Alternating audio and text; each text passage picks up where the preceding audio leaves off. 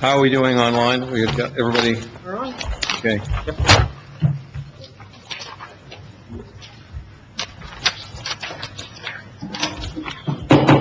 All right, it's 6:30 in the Hainesport Township Joint Land Use Board meeting for June 4th. It's called to order. We'll have a flag salute.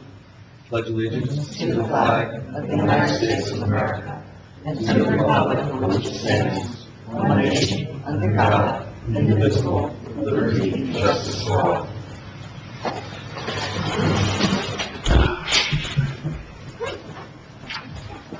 Okay, I'm Tom McKay, Chair. Got the flag salute. We'll do the Sunshine Law.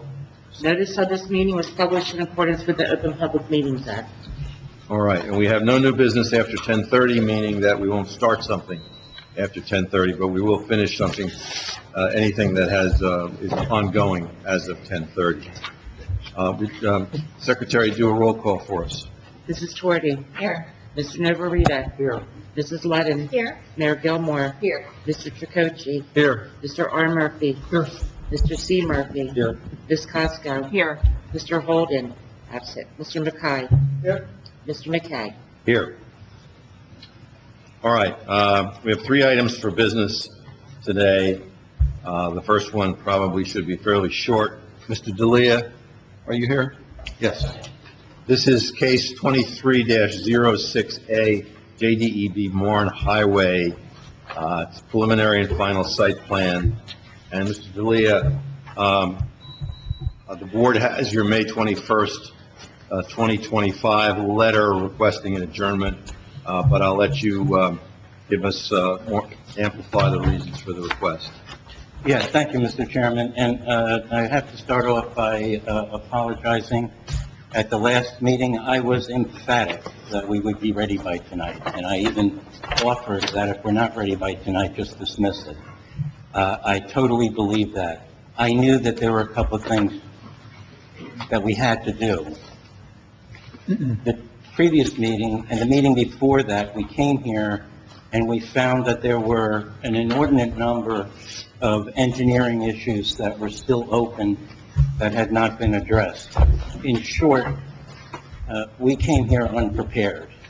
I know that the board and yourself, Mr. Chairman, was direct in addressing our professional, and he was not prepared. We felt that having had that happen and that it was time to relieve Bill Nicholson of his responsibilities and bring in somebody fresh to take a fresh look at this and make sure we were addressing all the issues. We did that promptly after the last meeting. My client interviewed a number of engineers, was able to hire Terry Combs, who is here, to answer any questions that you might have as to what he's been doing. He has been working diligently to try to get everything up to date. We were not prepared for the time we had to file the plans. It's hard for me to tell you how embarrassed I am by this, to have to be standing here saying this. But it happened, but it happened, and I think what we have done is taken some very positive steps. I think it's in all of our interest to find a way to get this thing approved. We need to get it approved so that the client can move forward with his business, and I think the township needs it approved to clean up a site that is, as I've expressed before, I think is unlikely to otherwise wind up being cleaned up. I respectfully request that you give me additional time to let Mr. Combs complete. Now, Scott, you met with Terry today, did you not? We did. And to try to lay out, what needs to be done and what he's looking for and what he's looking for in the new plan. We're expecting the survey next week. All the details that were not on the survey, that we were making sure are on the survey, but we should have that next week, and that'll give us a chance to submit new plans and have a full meeting with both with Scott as well as the Limo engineer. With that, I submit to your discretion on granting the postponement. Thank you, Mr. D'Elia. I must say, I think that the shortcomings that created issues here were not on your part. And I do appreciate your assistance in trying to move this forward. Thank you. You've proposed 2 dates, relisting this, if the board agrees to the adjournment, for July 10th with a document submission to professionals of June 20th. And I just want to make sure that those dates can be etched in stone, and if not, then we ought to confront that right now. Terry, I've been talking with Terry, and as I say, met with Scott earlier today, and I asked him again just now, let him address the board. Let me swear him in. You swear or affirm the testimony you give will be the truth, whole truth, nothing but the truth. I do.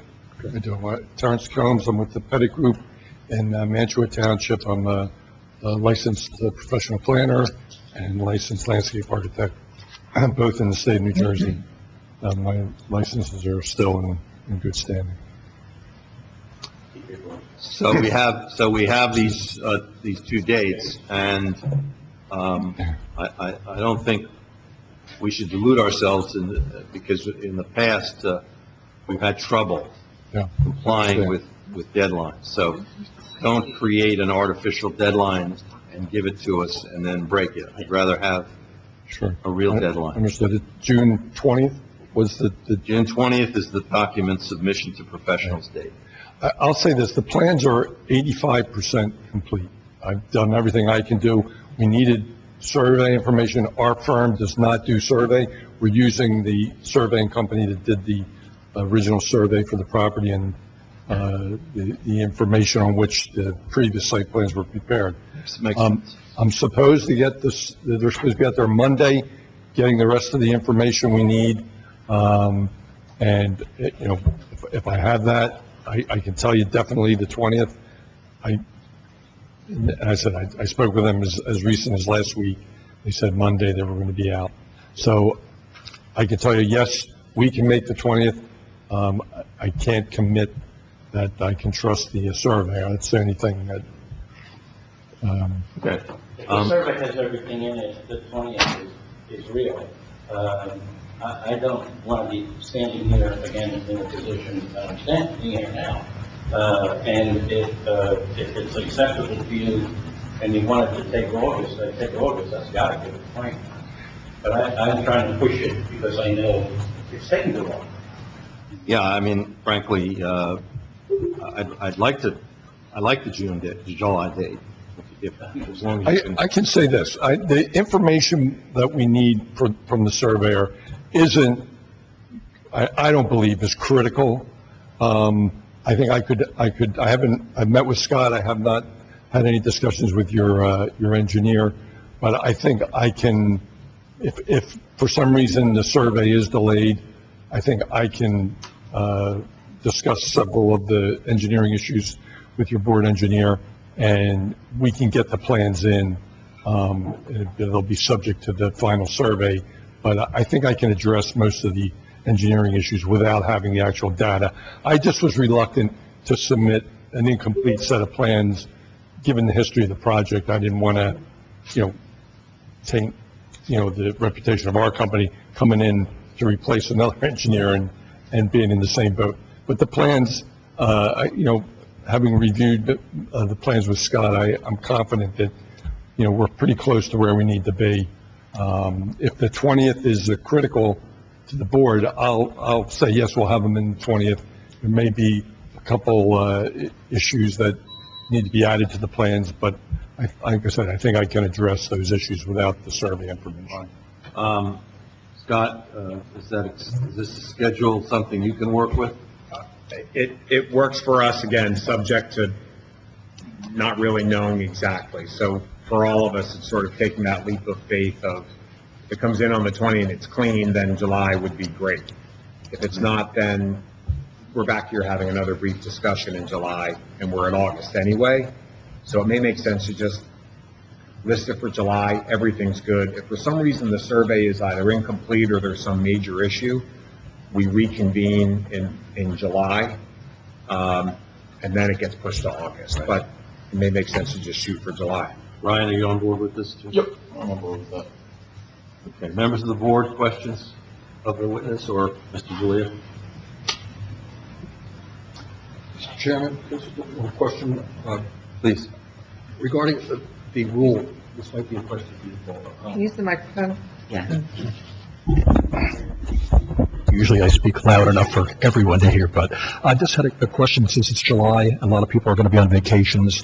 The rules of eligibility for board members to vote is if you miss one meeting, there's a good chance we've had so many meetings on this particular one, almost everyone up here has probably missed at least one meeting. Eligibility to vote, do you have to have been at every meeting or? You can actually go online and listen to the recording and sign the documentation with me stating that you listen to it. That way you can hear it. Okay. I believe there was a couple board members that have already done that. I was one of them. Yeah. Okay.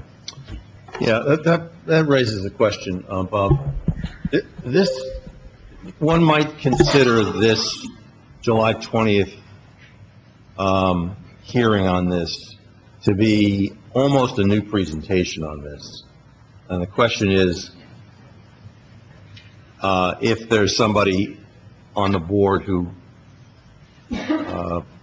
has not heard every one of the episodes of this development application, is it necessary to listen to them, given the fact that we're getting a brand new sort of starting from scratch site plan? Well, if I can, I'll let Bob answer that legally. I don't think we're starting from scratch. There's a new engineer doing the plans, but I think we're at the 85%. I don't know that we're going to revisit what's in each building and start entirely from scratch. So All right, well, before Bob that's your answers- view of you've seen the plans. Correct me if I'm wrong, but Yeah. I think we're trying to get this from 60% of the way there, whatever that percent was, to finalize. They just happen to be using a new engineer. But I think all of the testimony, and at least my notes from all those prior hearings, are going to be the basis of sort of my evaluation. But I would defer to Bob and council, because I don't think you're looking to start this really from scratch. So our plans are basically just filling in the blanks, and there were quite a few blanks, but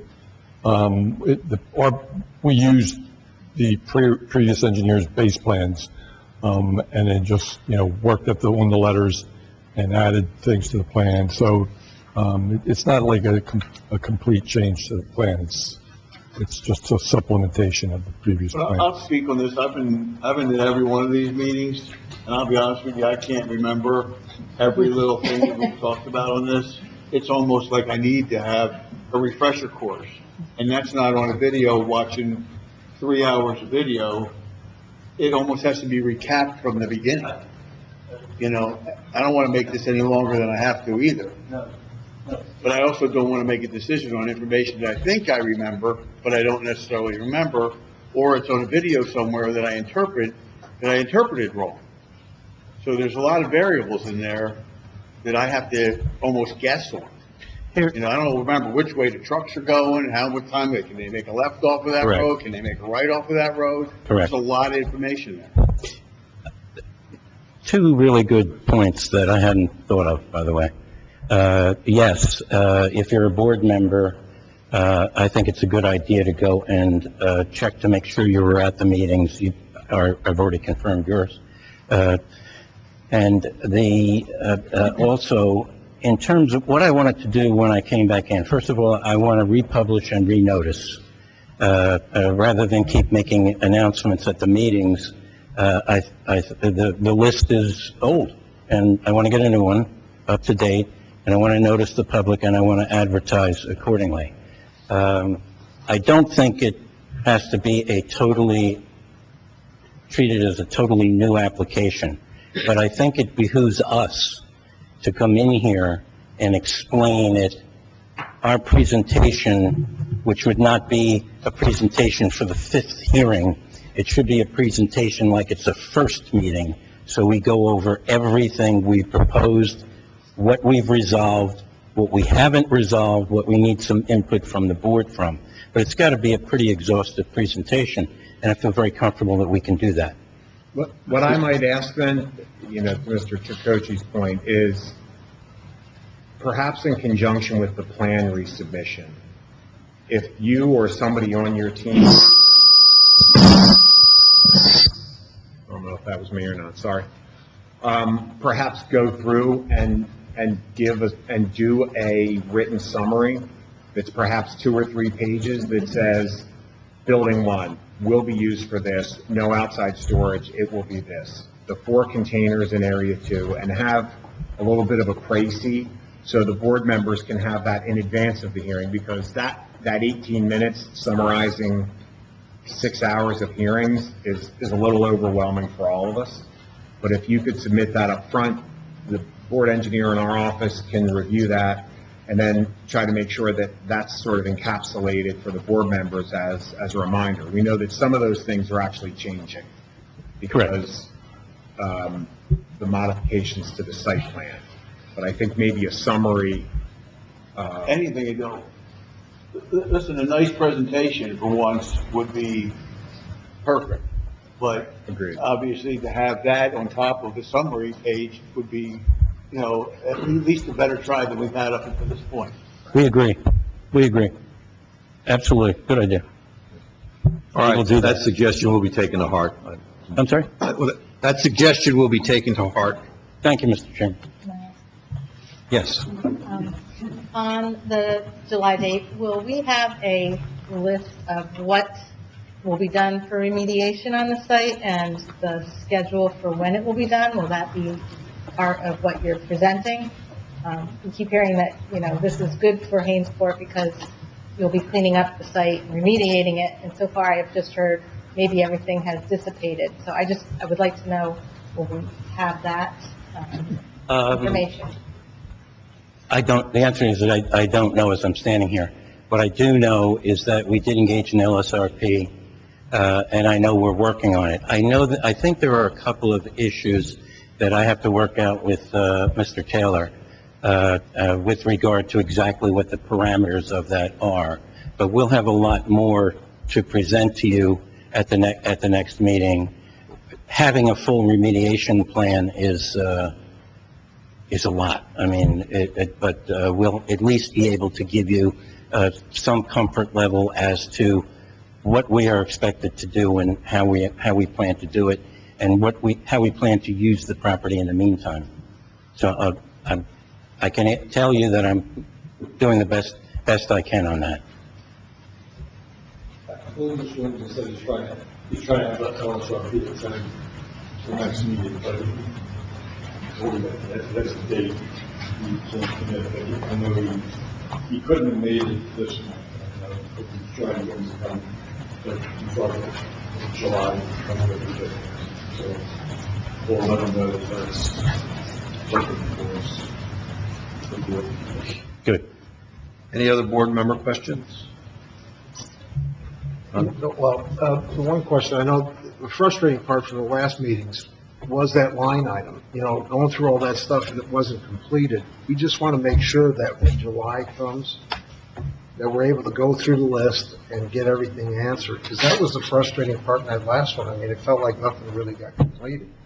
And we just want to make sure you have the time. I mean, is July going to be enough time for you, or is it going to be August? Because we don't want to be sitting here again You're doing comfortable that with same July? thing. We're comfortable with July. I'm as anxious as you are, and I think the only thing I disagree with you, it wasn't just the last time, it was the last 2 times. That we went through this, that I thought, I'm not an engineer, I'm not a planner, that I thought we had smoothed over, and when I got here, I heard what I heard, and The only thing I would say is we'll be submitting on or around the 20th of June. And depending on how quickly your professionals can review, if it was August, that would give us time to work out any issues that Scott or Ryan have with the plans prior to coming before the board. I mean, that would be the only advantage I see pushing it to August. Let me give another thought. When do you make the final decision on the agenda? I've talked to you about, you have, like, these agenda meetings, Paul. Pre-agenda meetings, yes. Can I ask you when that is, and maybe we could tell you, give you a better idea of, we really want to get July, but if we need August, is there a way I cannot mess up your list by telling you by a certain date? Monday is our pre-agenda meeting, Monday, like, the 9th, 5 days from now? yes. Right, at 3 o'clock. Not very fun. At 3 o'clock. Yes. So I would say that we should settle on a date today, whether that date is June 20th, if the professionals have any reason to believe that moving it to August would help with some dialogue after the reports are submitted. I can appreciate that. But we can keep it to July. I'd prefer to keep it to July, frankly, because I prefer to keep the pressure on everybody. Yeah. Pass. We all know, we all know how that works. I've never seen him do that. All right. There being no other comments, I have a motion. Oh, Tom, you had one? I'm sorry. The SRP plan that we've been asking for at several meetings has no information whatsoever. I think it's very critical that we get that on time to know what the area of concern is, what the cleanup plan is, because otherwise, is this going to be a benefit to the township or not? To me, it's a very critical.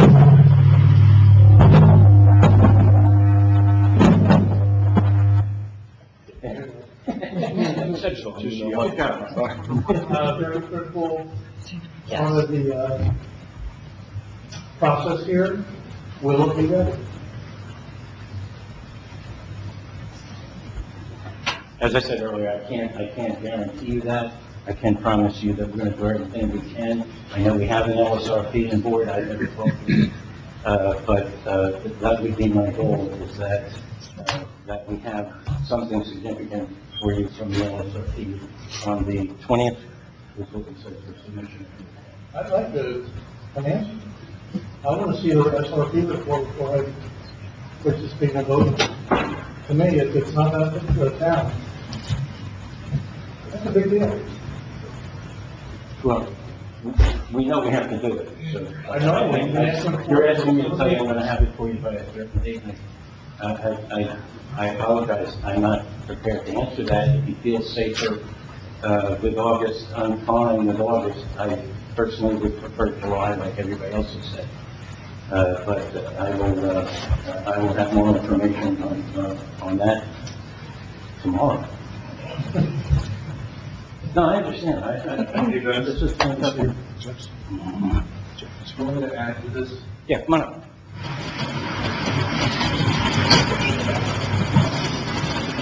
Will be sworn. Mr. Affirm, the testimony you gave will be the truthful, reflective. I do.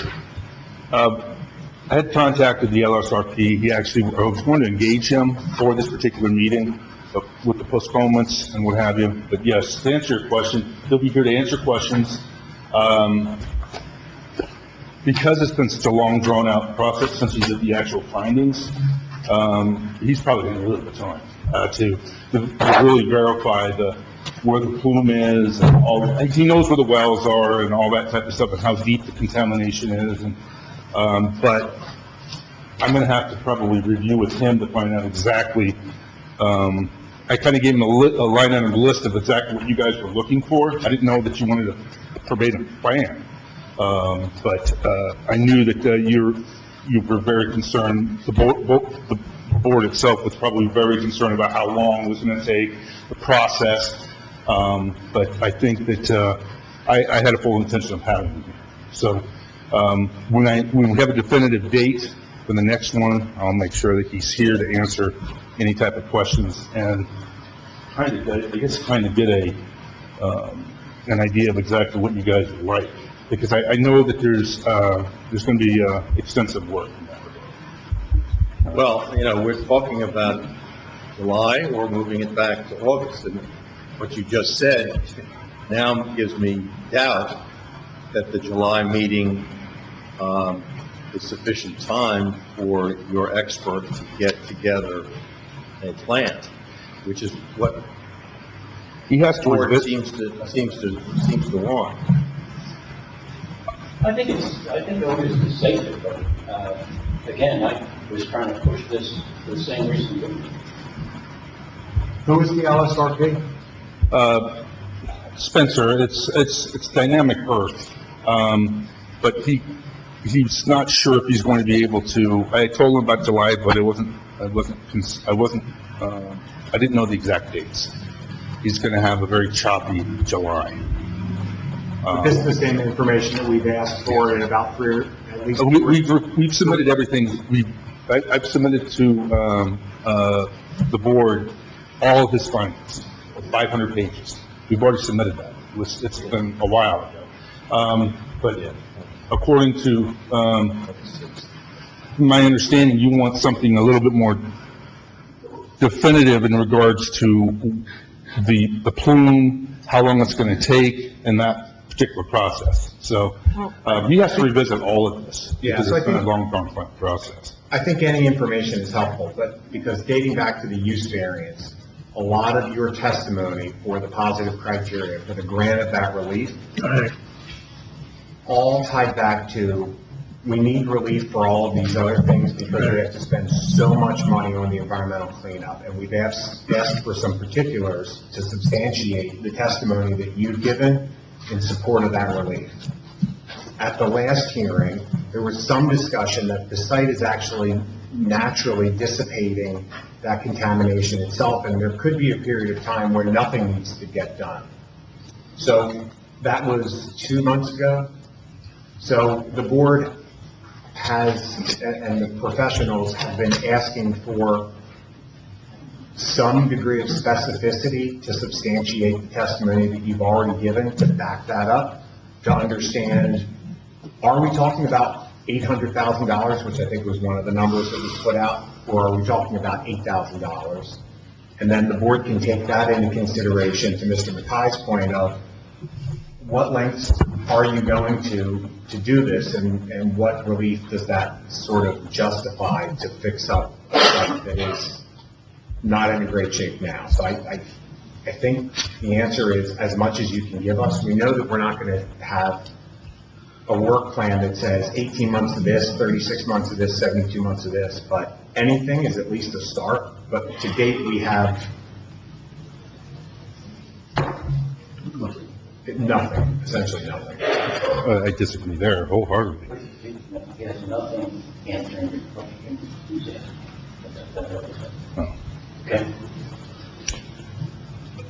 All right, well, I think in order to really get a more definitive answer, he actually probably will have to retest all the wells. When I said that things are diminishing, was from the last test.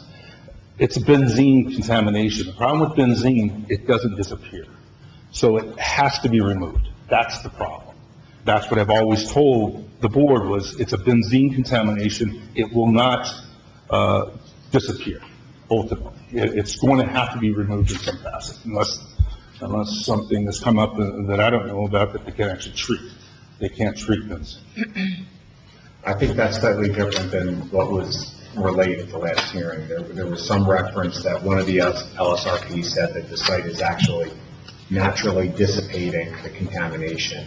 So what's actually necessary from a remediation standpoint is really unknown. Well, We have to get you that information. We know that. And, we understand the questions. I think there's a limit to how much we can provide in any event. But the idea of you having some idea, some clarification on the parameters and the scope of the project, I think we'll be able to do that, and we'll be in touch with you as well. I mean, if I may, at a minimum, would the LSRP be willing to identify what reports and investigations have been done up to this point? Has there been a preliminary assessment done? Has there been a site investigation, and is that what you provided to me, that large document? Yes. If that's the case, then maybe the next step is a remedial investigation work plan. Can the LSRP provide us with what they will need to do to get to that remedial investigation work plan state? Because I think that's what the board is looking for. What is the plan to remediate? Can we get some type of, prior to next month's hearing, a timeline or an outline of what it is that he or she needs to do up to this point, and what the next step would be? And the use of the site and how that interplays with the existing contamination in terms of capping, what types of remedial investigation can be explored or employed to satisfy the board, and your testimony that you're going to make this remediation. Yeah, I think that, I know how slow this process is in regards to the remediation aspect. I don't know if we'll be able to do by July, honestly. I think that, I actually want this now. I firmly believe with the current engineer, I think that the site plan will finally get processed. I actually want to take that next step. So now I want to fully engage the LSRP to start that process. So that's, I guess, to answer your question, I think that it's important for me as well as the board to find out exactly where we stand at this point. Get retest, test the well, see where we're at, and actually get a more definitive idea of what's happening and how we proceed. So in addition to their testimony next month, will they be able to provide some type of an outline of what they expect to? Again, if they can do the parameters, the time parameters, I firmly believe they'll be able to answer all those types of questions and provide the board with some sort of a synopsis of exactly what's going to happen. Along with the submissions, the Not professional by then. submissions? There's no way they're going to have. Can we get something from the LSRP ahead of the meeting? I can only, again, I'm going to have to talk to him. I did talk to him today, just via email, just to find out, I told him a line item list of what I thought was going to be asked. They realized that you guys want a little bit more definitive information. I'm going to have to go through all that with them to find out. I know it's going to take time. It took them 2 weeks to get back to me, just to confirm, he'll be able to show up. I appreciate time, because I remember you sitting in my office 4 years ago starting this project, so Yeah. I appreciate time, but. Well, to answer your question, I'm going to discuss with this tomorrow, or at least see if I can get him on the phone, and address some of the concerns with you and as well as the board and myself. Actually, I need to find out where we can, how we can proceed in regards to the remediation aspect. All right, all these answers raised doubt in my mind that the June 20th, or that the June 20th deadline or the July meeting deadline is real, because your environmental guy seems like he needs more time. So I'm going to suggest to the board that we look at August 6th as the hearing date. And that will be etched in stone. And then I'll ask the professionals to give us guidance on whether the June 20th plan submission date should be pushed back a little bit. And then I'll ask the board their feelings. And we'll find out what our motion I don't see why we can't get Terry's stuff in by the June 20th date.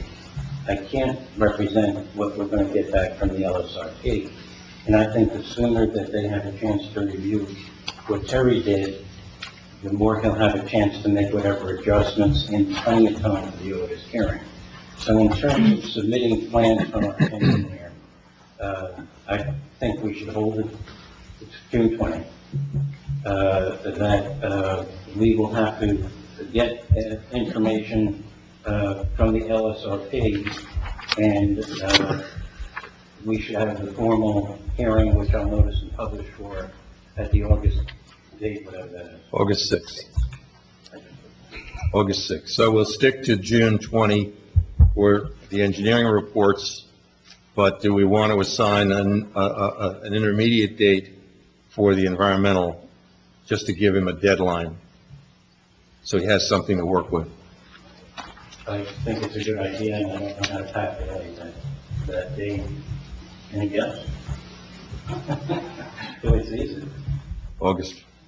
June 1st, or, not June 1st, July 1st. July 1. July 1.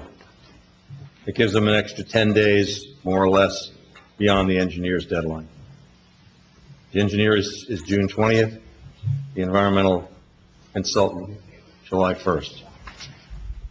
Mr. Chairman, it may make more sense, especially if Mr. Combs has some questions about his survey coming in time from a third party, just administratively for staff.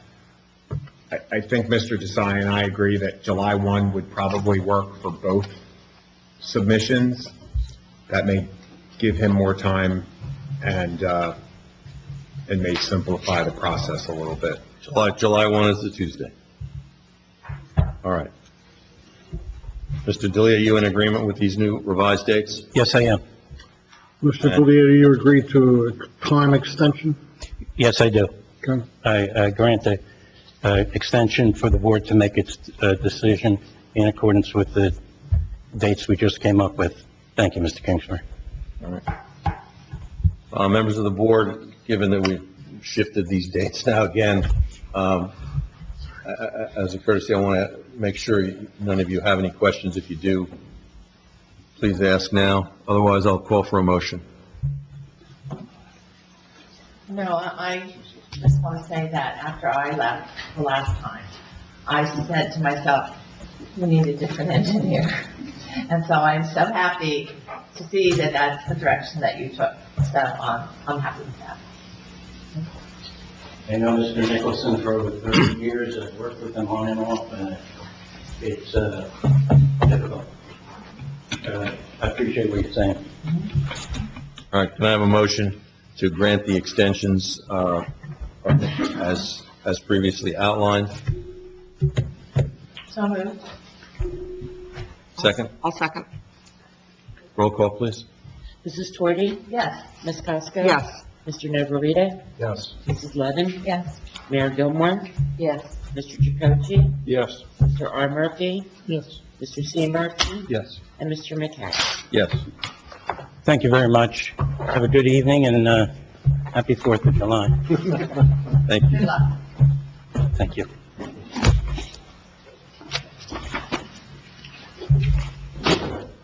All right, we'll move to case 24-03A, Hainesport Family Apartments. This is a revised site plan and bulk variance request for a fence. Counsel, please state your name for the record. Good evening, Mr. Chairman, board members. My name is Christopher Burr of the law firm Del Duca, Lewis & Burr, here tonight on behalf of the applicant, Hainesport Family Apartments LLC. Good evening. Good evening. So as the pardon me, as Mr. Chairman mentioned, this is an application for amended site plan approval. It's for the property located at Creek Road and Marne Highway. It's block 104, lot 1.06 on the tax map. Now, as the board may recall, we were here before you just over a year ago for preliminary and final site plan approval for this 72-unit affordable housing development on the property. And that property, that application received approval. It has moved through resolution compliance and is now under development. Since that time, the applicant has determined that the 6-foot-tall fence proposed and approved at the rear of the property would better serve the community if the fence were raised to 8 feet to provide better screening from the adjacent industrial property. So we are here tonight with a very limited site plan amendment just to change the height of that previously approved rear fence from 6 feet tall to 8 feet tall. And so we do seek amended, we do seek amended site plan approval for that limited change. That change does implicate bulk variance relief under your ordinance. In this zone, there is a maximum 6-foot height limit for fences, but I will note that in the adjacent industrial property that abuts this community, an 8-foot tall fence on the same property line would be permitted. So the condition that gives rise to the variance relief tonight is simply because this 8-foot tall fence is on the other side of the property line. So in light of that situation, and in light of the fact that this proposed fence is going to provide better screening for this approved affordable housing community on this property from the industrial property, and that this 8-foot tall fence would be permitted just over the property line, we think it's clear, as you'll hear in the testimony tonight, there will be no detrimental impact to the neighbors. There's going to be no detrimental impact to your zoning ordinance or master plan, again, because the same fence just over the property line, which is a condition that will be imperceptible to the public or to the residents, is a benefit to the community and the township. So I've got some brief testimony from a representative of the applicant, Ed Spital, tonight, as well as the applicant's engineer, Denise Bove.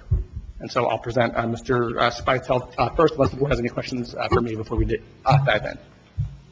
Does the board have questions of council before we move to testimony? Anyone? You swear or affirm the testimony you give tonight will be the truth, whole truth, nothing but the truth? Yes, I do. Mr. Spital, you've been before this board before? Yes, I have. All right, just give us in 10 seconds your qualifications. Sorry, so just to clarify, so Mr. Spital, he is a representative of the applicant. He's not our engineer. Oh, all right. So, yeah. You're not appearing as an engineer, all right. Not as an engineer. That was Okay. my father. All right, and so during my opening commentary, I gave a brief background on the history of the project. I mentioned the status of the development of the property, but I'd like to ask you to just kind of go through that in a little bit more detail. So I guess, first off, can you just explain to the board what gave rise to this decision to change the previously proposed 6-foot fence to 8 feet? Certainly. We've been in touch with our neighbor to the rear, Tristan Silk, throughout the entire process. We've cooperated on a bunch of different things. And as we've gotten under construction, and even before that, both his organization and ours realized that we would both benefit from a taller fence. And so we vacillated over which way to do it. We had even negotiated an easement on his property to put the fence up. After some back and forth with him and some folks here, we thought it might just be easiest to come in and ask for an amended site plan to have the taller fence on our property. One added benefit of that too is by being on our property, it's not as close to his truck uses where the fence, is more susceptible to getting damaged. So that's really what the request is for tonight. Plus, you'll maintain the fence. Absolutely. Okay. Is someone going to give testimony about what the fence is going to look like? Yes. Okay. Yes, certainly. And Ed, just very briefly, can you just explain to the board sort of the status of the development at the moment? Sure. It's well under construction, as I'm sure many of you have seen. The structures are all in various stages of construction. The weather hasn't cooperated with us, but we're hoping to get base paving down, if not late this week, early next week. And we are looking to open the lottery for the units at some point in August. And we'll work with your township administrator on that and advertising for that. And we're looking to occupy units starting in November, December. Great. All right, thank you very much. Thank you. All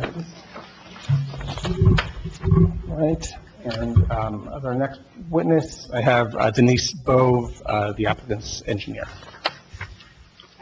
Denise, Swear or affirm the testimony you give will be the truth, whole truth, nothing but the truth?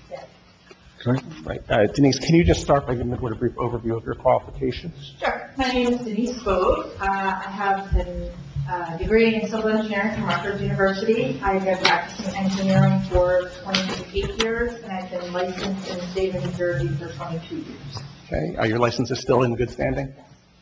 Okay, and you're familiar with this project, this process, I prepared the plans for this project? We'll accept you as an expert witness in this area tonight. Thank you. All right, thank you. There's an easel, there's a stand back there for that, if we can borrow it. I'm not sure whose it is, but. Thank you. Not there.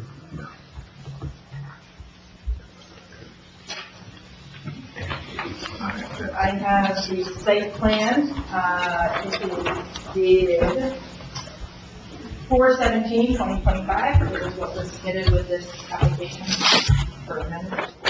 Okay. And is this, just to summarize, is this site plan essentially identical to that which is previously approved, except for the overlay of the new fence? It is, there have been a few revisions, not to the site plan, but to utilities, as during construction we encountered some conflicts, but overall it's basically the same. Right, okay. Okay. So Denise, can you just point out to the board where on the plan the new proposed fence is located and the limits of that fence? Sure. The fence is along the rear property line. It starts at just past building 1 and extends all the way along the back property line to the end there. Now initially on our approved plan, that was 6 foot high, and that's what we're proposing this area to be 8 foot high. Along this border, which is adjacent to residential, that will remain as 6 foot high. And it's a white vinyl fence. Okay. All right, and in your papers, you have a drawing of the style of the fence? Yeah, and Yeah, there was Just, I can pass these out Yeah. now. I've got, Details submitted. yes, and I can, If you don't have a photo of that. I do have copies of the site plan submission. I can pass these out now. well, everybody has that, so you don't really need Yeah, to. But so, for the record, it's a solid, you can't see through, white vinyl fence. Correct. Denise, and so here, just on the site detail sheet, page 2 of the submitted site plan, this is the detail of the fence here toward the bottom, middle of the page. Is that correct? That's correct. Okay, and so it is an opaque, white vinyl fence will be 8 feet tall? Yes. Okay.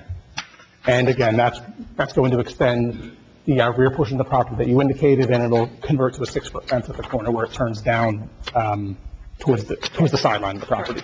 All right, two measurement questions. One, how far will it be between the facade, the rear facade of the buildings along the fence line and the fence? What's the gap?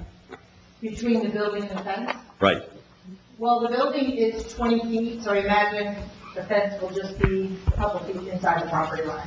So 18 feet, 18 feet, just fine. so for respectability. Okay, and then the other, you've sort of answered my second question, is how far inside does your fence installer, inside the property line, does your fence installer put the fence?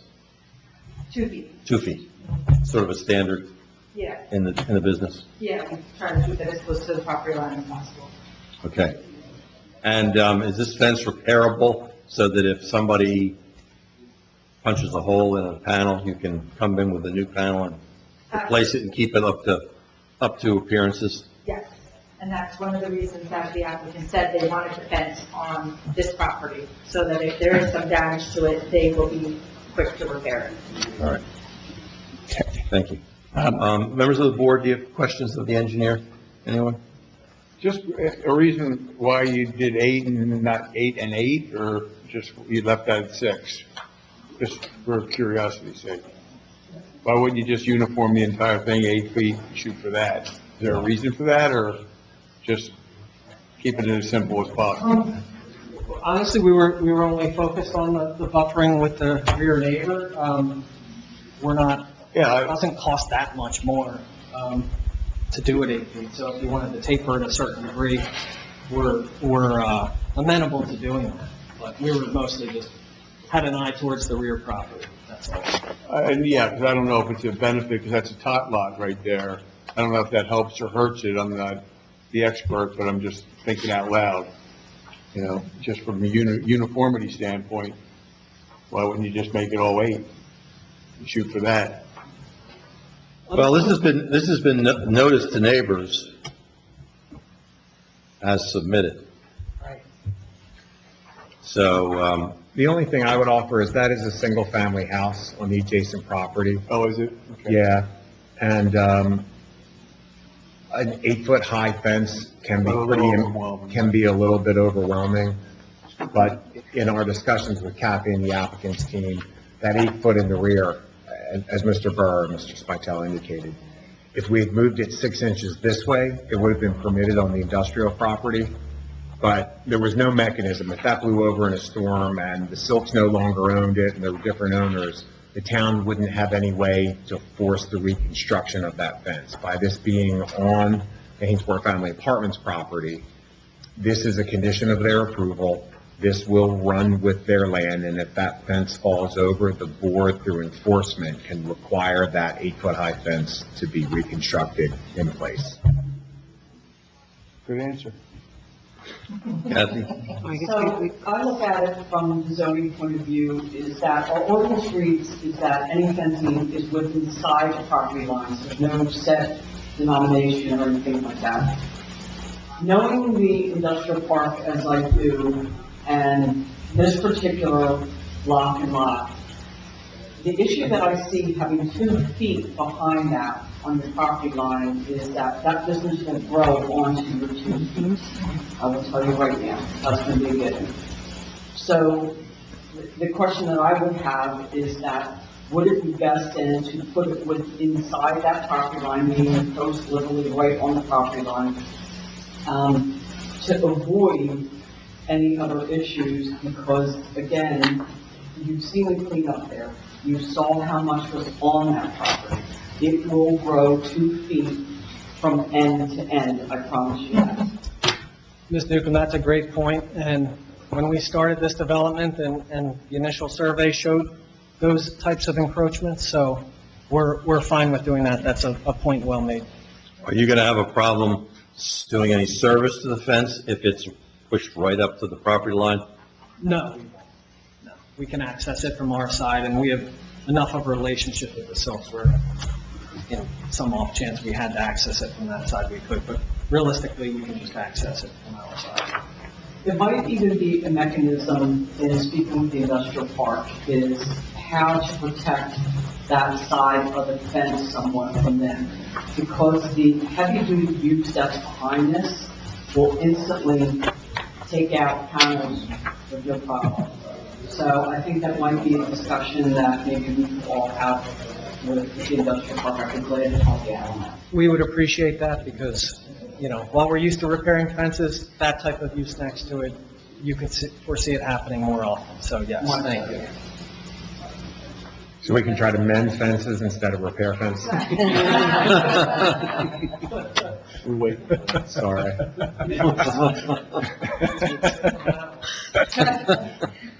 All right, let's mark the modified site plan as Exhibit A for tonight.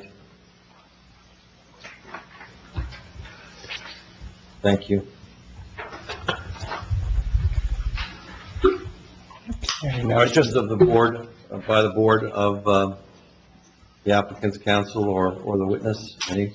Sorry, just- Okay, I was just going to make a comment that No, but being just- in the industrial park back behind there, I'm happy to see that the fence is going to be higher for Great. the residents there because it is very industrial and it's right there, so it's an improvement. Yeah, and just by way of just a couple of quick closing questions, just to make sure to get these on the record. And I mentioned these points during my opening comments. Mr. Taylor mentioned some of these points as well. But Denise, so just for purposes of the variance relief, so obviously a 6-foot tall fence is permitted in the zone, but the 8-foot tall fence would be permitted in the adjacent industrial zone, correct? Correct. And so when we're looking at substantial detriments to the zoning plan or the zoning ordinance, you would agree with me that there's no substantial detriment because that same condition just of the property line would be permitted. Correct. Okay. And this is going to provide better visual screening and a better visual environment for the residential community to screen this use from the neighboring industrial use. Okay? And the difference in height, it's not going to cause any detrimental impact to the neighbors or the public. No. It'll just screen these two uses, pardon me, from one another. Correct. Wonderful. All right, Denise, thank you. Those are all the questions I had. All right, and council, we are in agreement, are we not, that this fence will be erected closer to the property line than the 2 feet was discussed? I don't know whether we're going to pick just say at the property line or within 6 inches of the property line? Yes, we can agree with that. Within 6 inches or closer. So at the property line or within 6 inches. Bob, are you okay with that? Within 6 inches? Yeah. 6 inches or closer to the property line?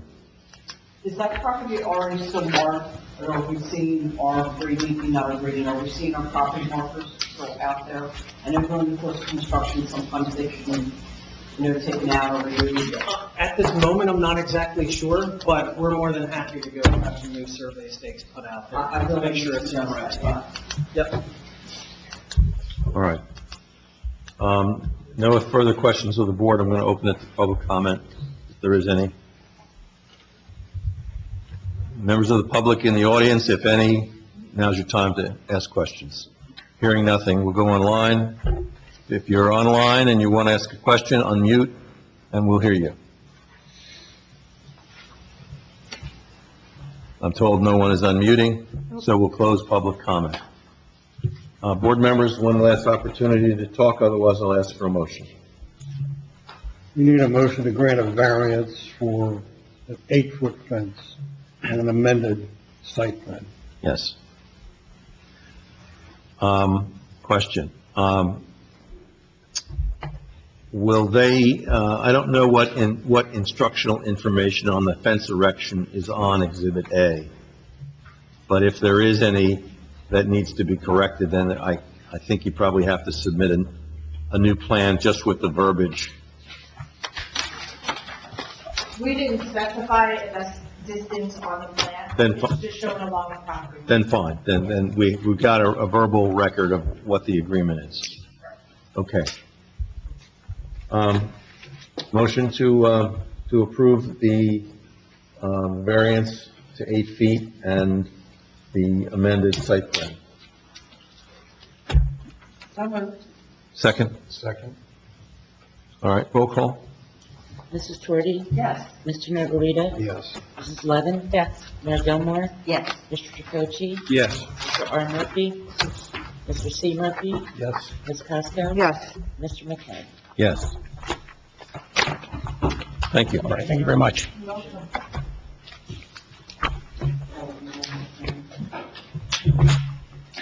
All right, does the board need a break for 2-3 minutes? No? Nobody calling for one? Okay.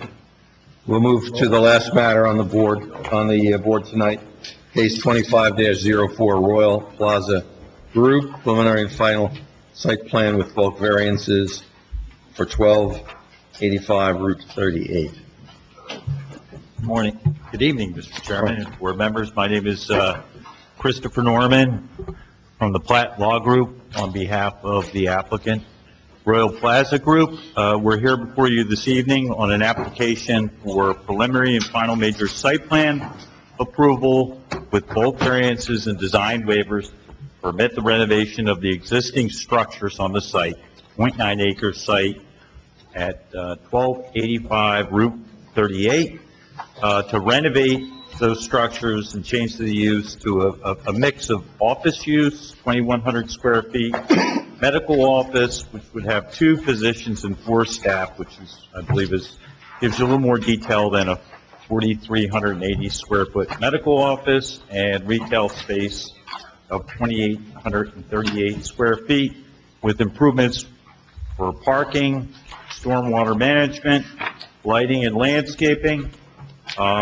This, again, the site is 0.89 acres. It's in the HC Highway Commercial Zone. Proposed uses are permitted uses. The site's presently developed, there's a single-family dwelling, which is part of the renovation to convert to retail space. The bulk variances we're going to require are minimum parking side yard setback, 20 feet required, 4 feet proposed. Minimum parking rear yard setback, 20 feet required, 5 feet proposed. And we also need a parking variance. We're proposing 34 parking spaces. We require 40. Much of these variances, we believe, should be granted based on undue hardship. It's an existing site that the applicant's acquired and is trying to renovate and work with what's out there. There's improvements to the parking lot area to make sure that there's ample parking, so as much parking as we can provide on the site. And with me tonight, I have the applicant's principal, Govind Patel, who will give you some details concerning the site. Mark Malinowski, our project engineer, Michael Yitterberg, our architect, and Andrew Ferranda, our traffic engineer. All right, Mr. Norman, I appreciate that introduction. I was looking at this whole plan this afternoon. My list got longer and longer and longer of issues to cover tonight.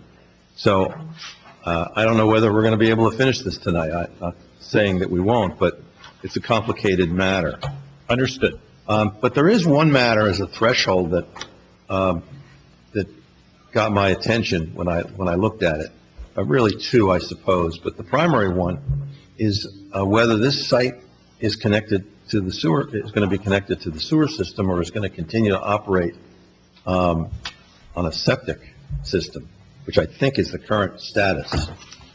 And so maybe you can answer that question, because the thought to myself as I looked at this, that especially the medical office section of this, the intensive use of water in that situation might not be well suited to a septic system. And I'd like you to... Maybe what we should do is swear in Mr. Malinowski. He's our engineer, and I mean, that's question number one, first and foremost. So I'm not the engineer, so if we can do that, maybe we can get his testimony, get his qualifications. Yeah, I mean, if you want to have testimony about other non-septic, non-sewage issues later, but I think up front, I'd like to hear how this site's going to work with the intense use you're proposing on a septic system. Yeah. Mark, this is an issue that came in the environmental report, which we received this evening, so that we would have been more prepared with the answer. I think Mark can answer it, so. Generally speaking, yes. Swear me in. Want to swear him in, Mr. Kingsbury? You swear or affirm the testimony you give will be the truth, whole truth, nothing but the truth. I do. Okay, Mark, have you appeared before this board previously? Oh, yes. Okay. It was for this same site last year. We'll accept the witness as an expert in the area. And your license is still in good standing? Still in good standing. Okay, you've heard the question concerning septic versus sewer. So the applicant had hired South Jersey engineers to do the septic design, and it was based on the criteria that's before you this evening, as far as the uses are concerned, in regards to medical offices, the office, and the retail use. So they designed the system based on that. And as the plans show, we show general details on that, but they have quite a number of holding tanks and pump lines and filter systems for the specific use. So the system was designed specifically for the uses before you tonight. In fact, I know one of the permitted uses is restaurants, which is obvious. You know, that's the one that's going to obviously trigger sewer. We're not proposing that. So we tried to work within the permitted uses where you could operate with the septic system. So. Is there an opportunity at that site to connect to the sewer system? There is a possibility to connect to the sewer system. There is an existing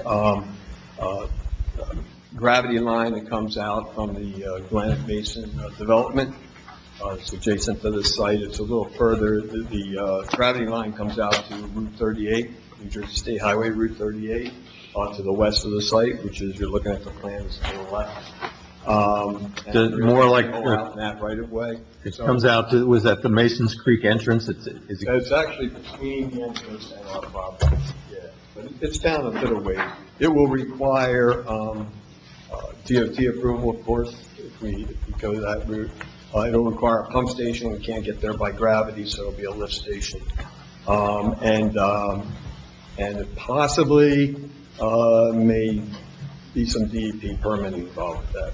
Not 100% sure on that, depending on the specifics of that design. That's what we would be up against, yes. Versus, Of course, you would need, versus the septic system cost. That's Right, so there's a bit of a cost-benefit analysis in the design of this site? Yeah, there's cost and there's time, specifically. DOT's taken quite a while to get things through, and also, and of course, DEP, which, that's nothing new. But, Right, what's the DEP approval needed for? Are you going through wetlands? well, there is, as possible, we go through wetlands. It depends on ultimately what they determine the buffers are on it. But there is wetlands on the adjoining property, right near the property line for the parcel in question tonight. So a 50-foot buffer, so it could require the encroachment in that buffer, which would require permit. All right. And the DOT approval, are you making street cuts into Route 38 to do this, or you be in the right of way? Direction along the 38, within the right. All right. Of course, in the right of way, because it's not our property adjacent. Right. Mr. Malinowski, has there been any preliminary information given to the Brunswick County Health Department to deal with the wells and or septic on property? Yeah, there hasn't been an application made yet. Yeah, we will make that application, depending on what the approvals are from this board. This property has water service, correct? You're not using, That's correct. you're not using wells as well? No, it's got an existing public water. Right. I mean, I've zoned in on this because it frankly caught my attention when I was reviewing the papers. It was almost like is this a non-starter issue or not? So I'd like do we have any comments by professionals on this at this point? I don't have any. Ryan? I don't have any on this as well. Could ask our utility engineer to look into this as well. All right. Has Alimo, in their review, I don't think I saw any specific comment in your review letter on the septic system or the viability of it, given the medical office use, which I thought pretty intense for a septic system. No, I did not put anything in the letter from this. Okay. All right. I'm not sure how intense it would be. Wash their hands maybe more frequently than retail use or something. I just, well, I mean, I envision a steady stream of patients going in and out of a doctor's office, which is pretty much what you see these days, and water gets used, facilities get used. It's not like a retail where you might have 10 people an hour walking through, none of whom use the facilities. We have agreed to a limitation on 2 physicians, so that somewhat limits the, maybe the capacity and intensity of the use, so. Yeah. And no urologists. Wow, you're really hot tonight. Caffeine and lack of sleep. All right, I'm sorry to sort of jumpstart this on that topic, but I thought it important to get it resolved right up front so we can Perfectly move on. Perfectly reasonable. So, Can I ask you guys, yeah, absolutely. You guys know, I don't know why in my memory of being in this town for a long time, that property is always wet. Does that ring true to you guys working with this site, like water retention? It just seems like I just remember being around that property, and it seemed like it was soppy. And a few times I've been out there, it was okay. Yeah. Of course, I mean, you do have the drainage corridor just to the west of it. I'm like after a heavy rain though, like I'm thinking, because, what I was saying about the septic system and like after a heavy rain, is the property. Well, that could be. I mean, it could be fine in some areas. Of course, that'll change with the improvements. Yeah. Because that medical building next to it, that gets pond in there too. Oh, does it? Yeah, I know that. I've seen it after heavy rains, And I don't know if it's all tied in with the water system there to the waterway there, but. Yeah, basically the site drains from east, which is the right side of the drawing, to the west of the drainage corridor. It kind of splits around the existing building, and we kept that drainage pattern we proposed. Yeah. I'm guessing that Hainsport doesn't have any requirements for hooking, like, I owned a house in the 80s, in a part of Hainsport that had a septic tank. And I was not given a choice as to hooking in. I had X number of years to hook in, and I was pretty sure if I sold the house even before then, that that would be part of what had to happen. There's no requirement for businesses along 38 to hook in, change of ownership or anything. So what also happens is that if you're required by code to put a pump station in, it's not by gravity. In the world of construction, we cannot force them to do that. That's even when we went through the sewer project back in the early 2000s. There was many properties here in Kingsport that because of the gravity fee, they were going to be mandated to put some type of pump station or whatever the case may be. And they were excluded because you cannot force that on someone. So I don't know if there's any other rules though that would Kingsport that if that's the case. And I know for a fact that the MUA has been involved with this. They have given us really great information, shots, where the lines are. They've done extensive work. And it is pretty extensive. So, but again, that's up to you. And then, is there a maintenance requirement for that to maintain the? Yes, they have to, on any pump station on a private property, they're required to maintain it by the MUA.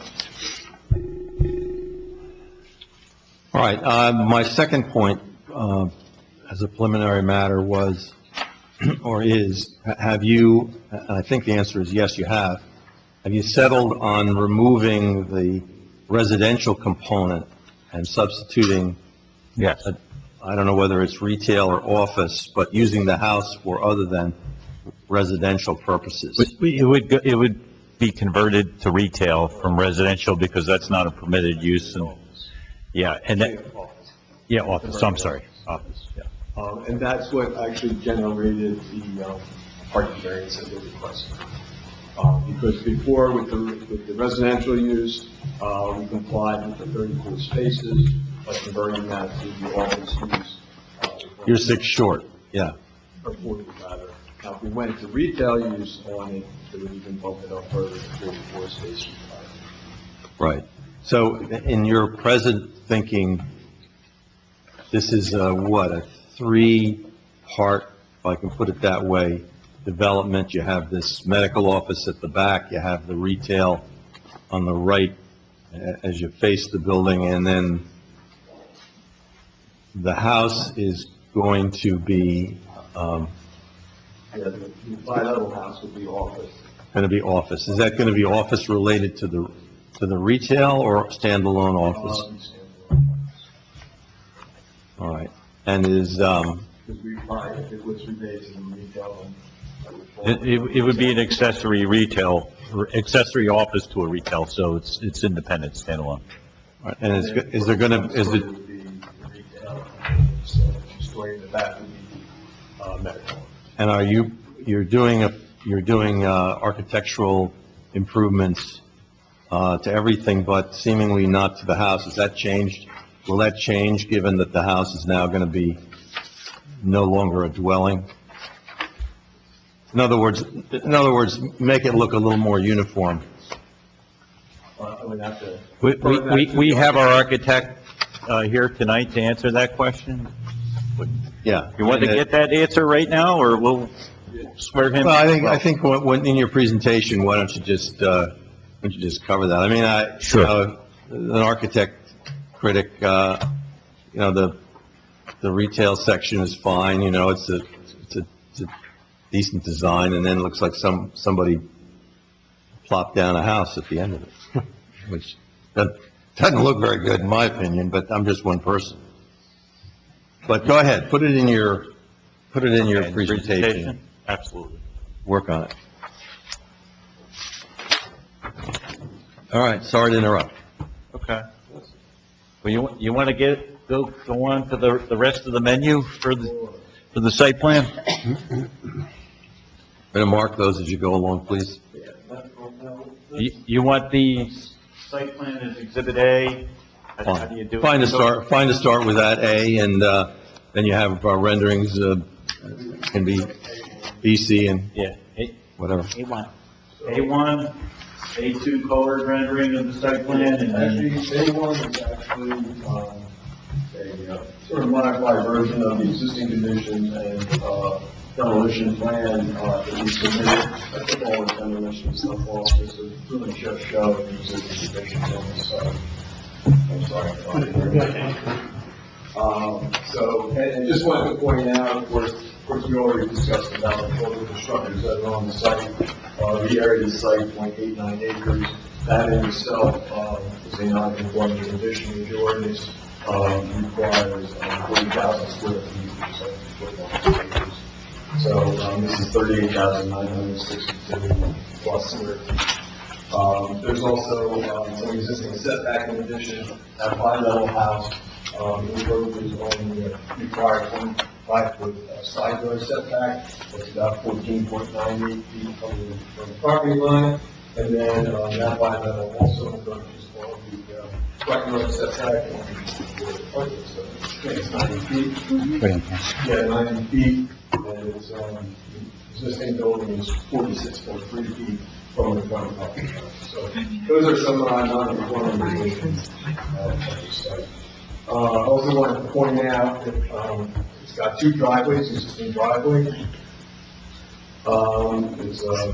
It's really just one ingress and one egress, so it's like a driveway system. There's stone in the front and on the side to utilize for parking. Is there, somebody can't see? No, we were trying to turn the microphone around. Oh, I'm I'm sorry. getting hand signals from... I wasn't sure what the answer was. I'll try to project a little better too.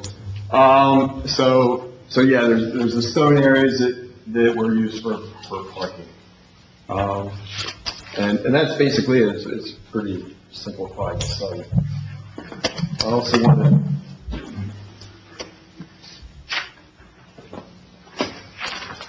While you're on the site, where, you described when our discussion earlier about the septic system, various tanks. Obviously, there's probably a septic bed someplace. Yeah. Is that all noted on the plan that we're looking at?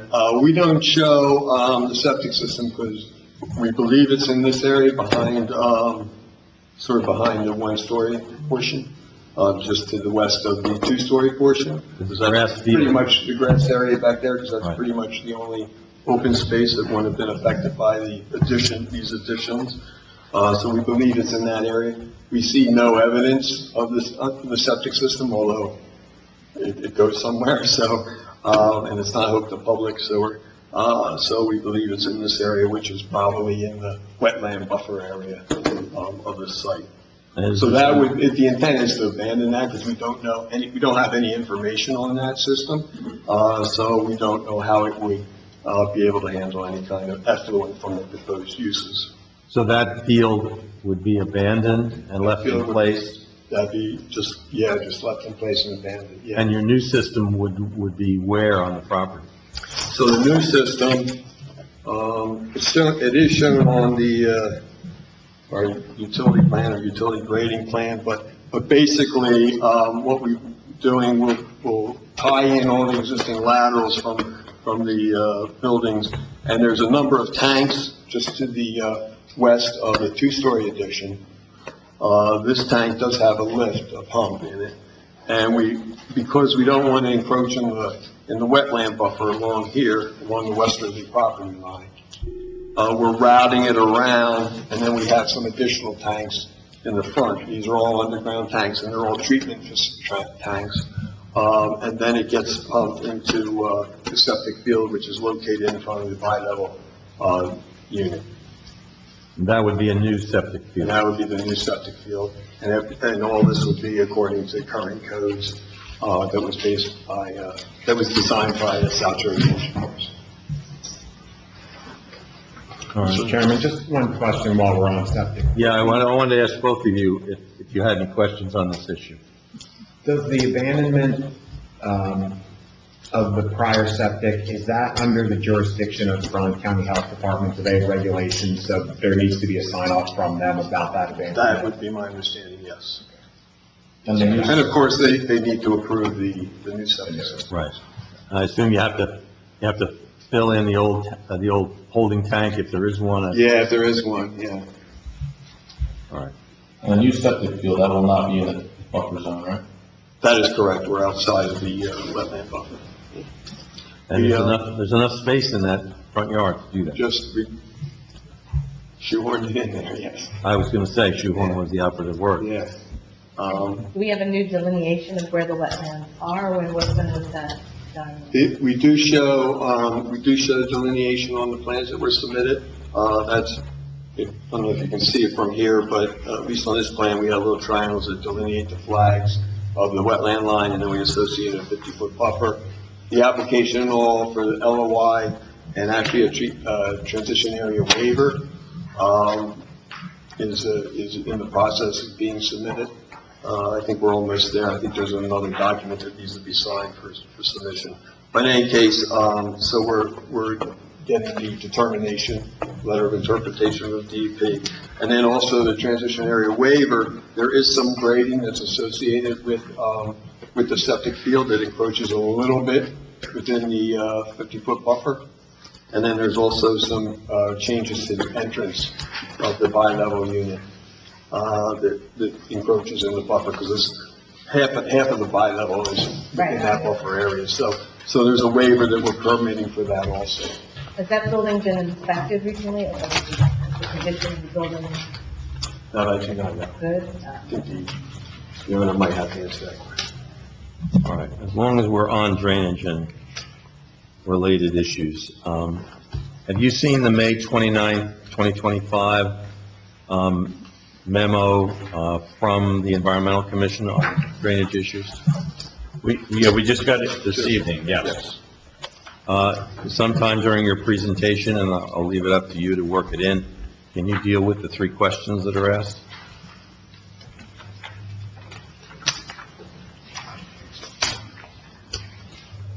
Yeah, I mean, we do comply with the stormwater management regulations on that. They also recommended about, Well, why don't you just deal with them one by one? First, the question is, explain how stormwater will be managed. Number 2 is a suggestion of permeable grid pavers versus pavement. And number 3, we've already dealt with actually by my first question to you. So if you can deal with 1 and 2, I'm sure the Environmental Commission would appreciate that. yeah, well, with regards to stormwater management, again, we're maintaining the current drainage pattern by the state's stormwater regulations. You're allowed to increase the impervious covered by no more than a quarter acre, and we're within that limit. So we don't have any additional stormwater controls other than just the grading on the site. Actually, it's a little bit improved. And then also we have some discharge points at the rear end and also at the front of the property that drain the site to the drainage corridor.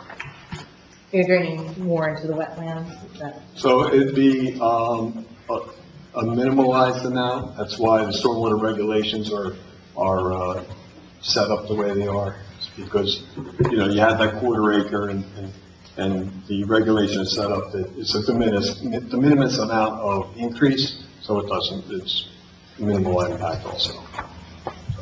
Assuming that the site currently is draining properly, right? Well, Yeah.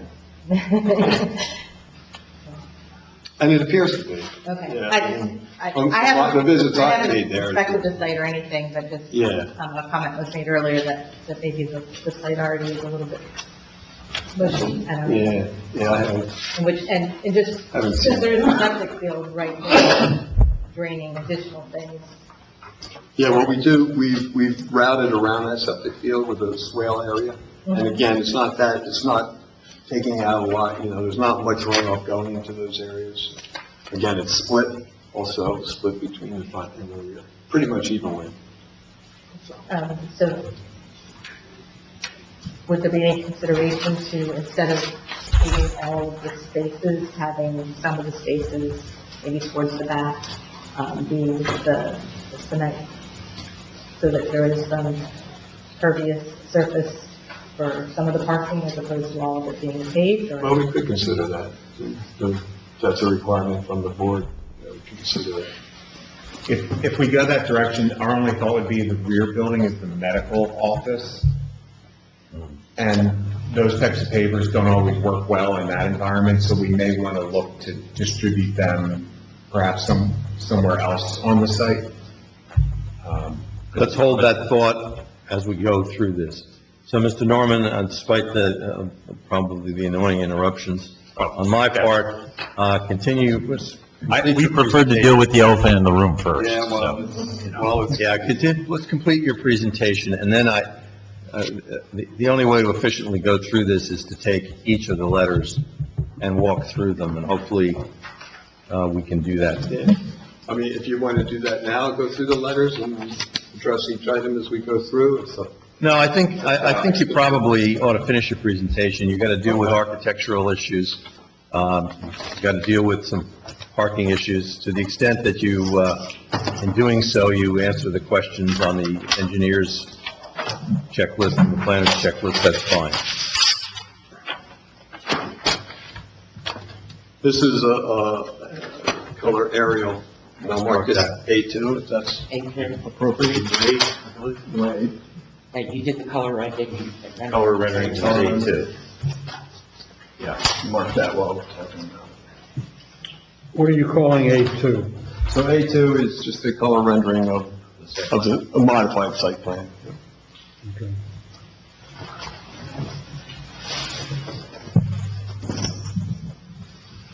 And then this will be A3. A3 is a colored aerial of the site and the surrounding properties. It's kind of small, but we want to try to cover as much area as possible. So the property is outlined in red on the rendering, on the aerial. As you can see to the left, which is the left of the exhibit, you have the Granite Mason Creek Retirement Community. We have the Wellness Center that's over to the east, and that property runs both to the east and north of our site. And then to the south, of course, is New Jersey State Highway Route 38, and across the street, there's an abandoned building, which I believe used to be a car dealership back in the day. So it gives you an idea what the uses are. Currently, what's shown as a farm field across the street, that's under construction. I believe it's residential that's going up there. So that gives you an idea. Just one thing I want to point out, we talked about the wetlands on the westerly side of the property.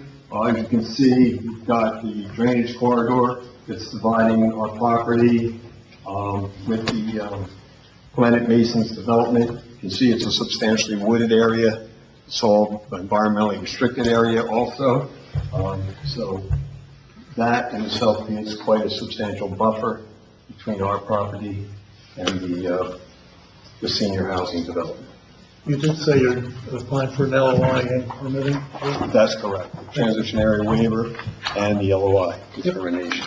Will there be any, and this is one of the checklist items when we get to the Taylor letter, but any tree removal issues or land clearing issues at all? We do have some trees. We have about 3 trees in the front. One's quite large, and that's to help accommodate the septic system. And then there's, well, actually 2 trees, but to accommodate the septic system. There's also another tree that's only a few feet from the corner of the bi-level, the southwest corner of the bi-level, that should be removed. So it's only a matter of time where it'll cause problems. So we're proposing those 3 trees removed there, and then there's a couple in the rear of the property to accommodate the proposed parking. Okay. So, Please continue. So, based on that comment, or your question, one of the comments that Sky brought up in his letter was with regards to tree compensation. So I did take a look at that, because we had not done any kind of computation with regards to the tree compensation. And I have to go and confirm the diameter of these trees, but I estimate that we'll probably need like 11 to 14 compensatory trees on site. We do propose 10, so we'll have to sort of work that out in some form or fashion. And the location you'd work out with the planner? That's correct. Yeah. Either that, or we'll do the monetary compensation for stuff, because it is a tight site, so we might not be able to fit, all the additional trees. And you also want to maintain an adequate site triangle. That's correct. On 38. Of course.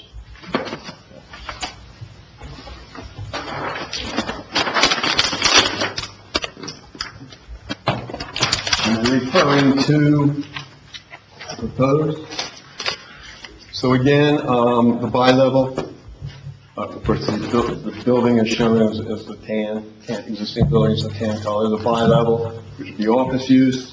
The 1-story addition in the front would be the retail use, and of course, the 2-story addition in the back is the doctor's office, medical use.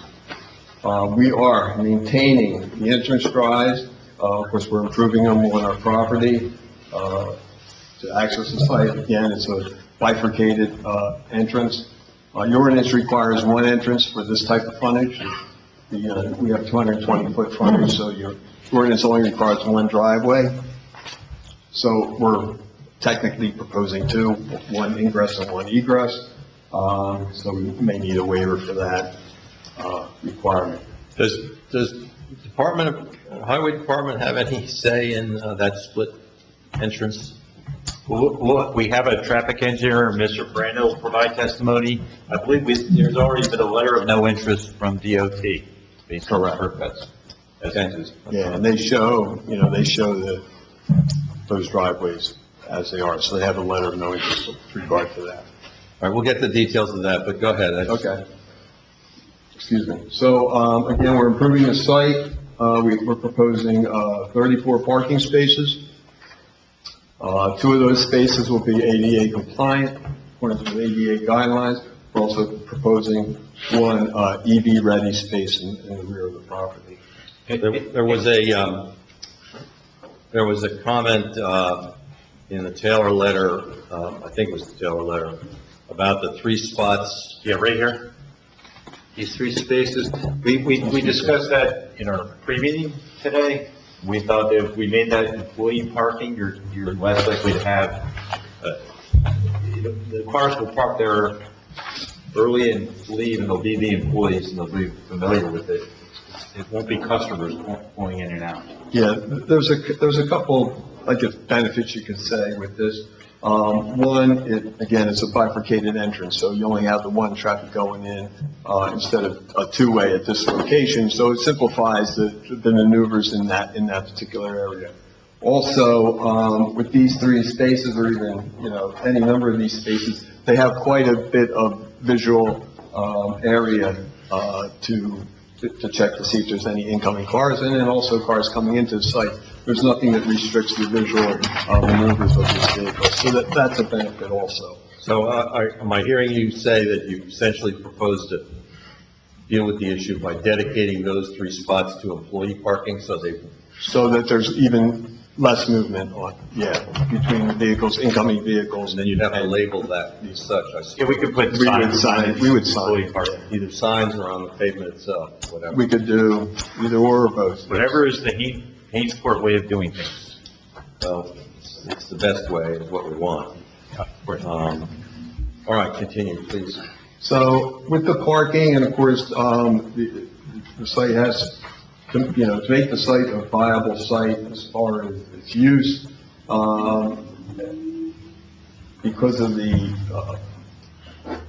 location of the building and its relationship to the perimeter of the property, we have limited area, and the environmental restrictions on the westerly side, we have limited area to provide the parking spaces. So that in itself creates the need for some parking setback variances.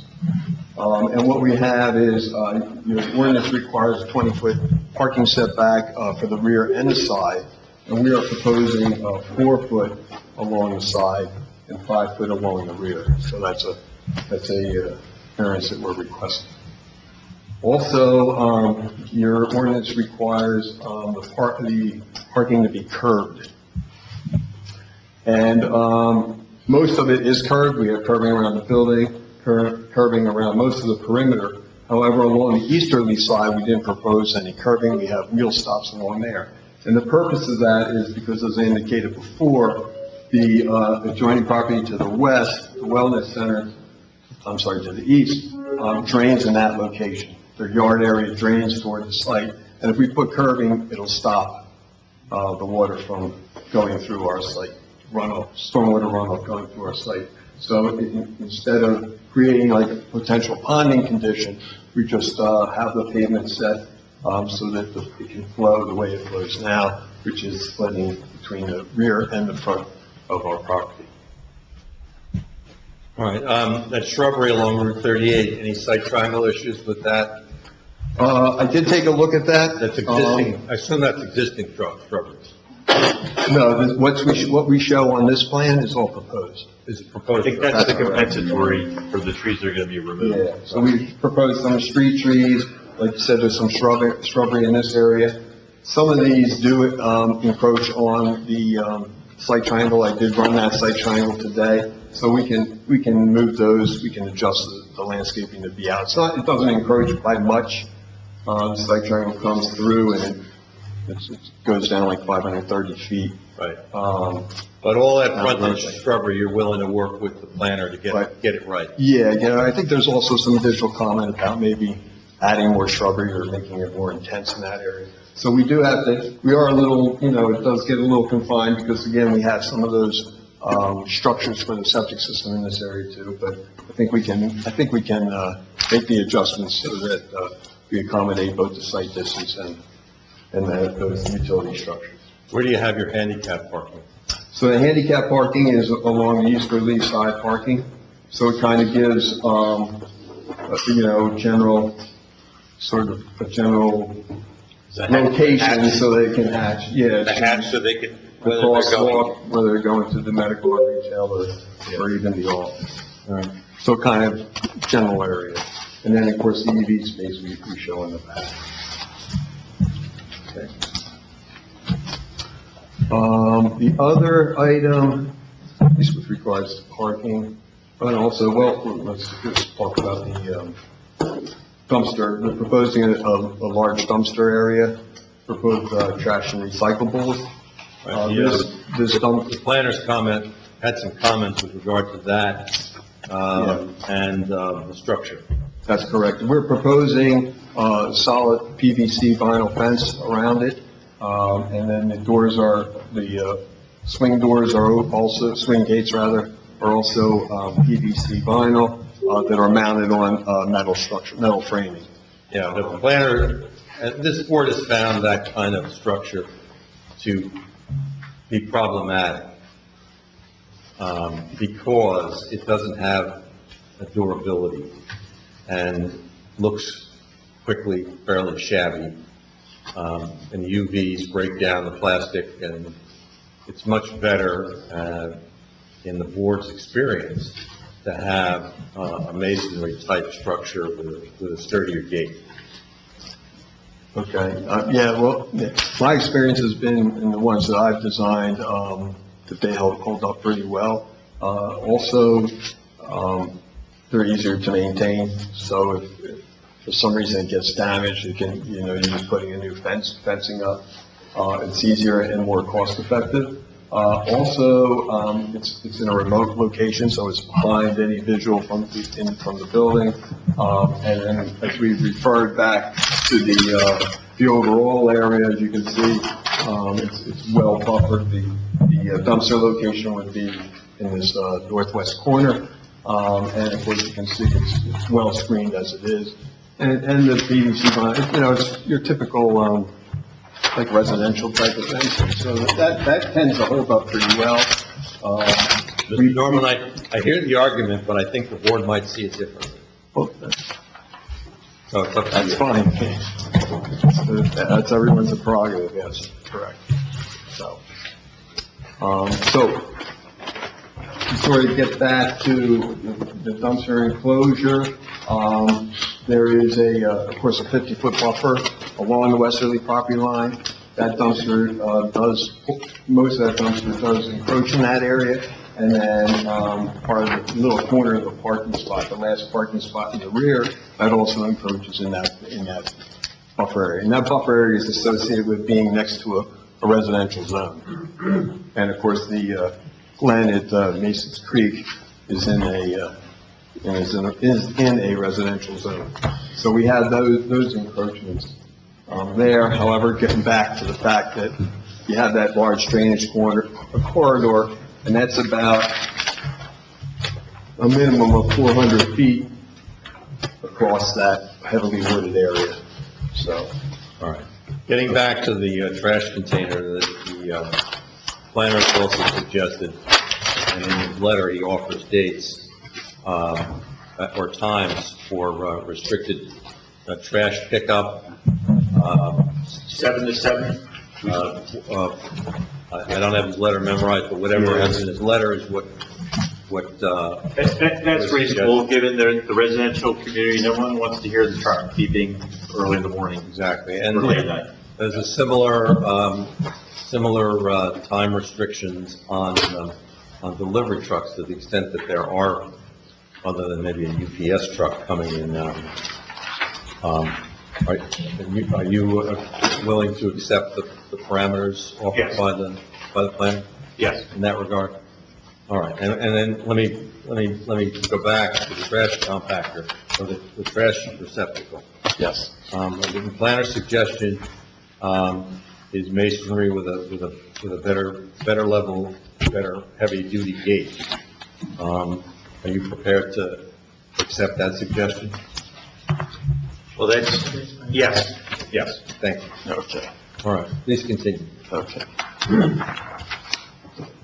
Let me just go through my notes. I think we've pretty much covered this. The lighting, of course, we're proposing new LED lighting along the perimeter of the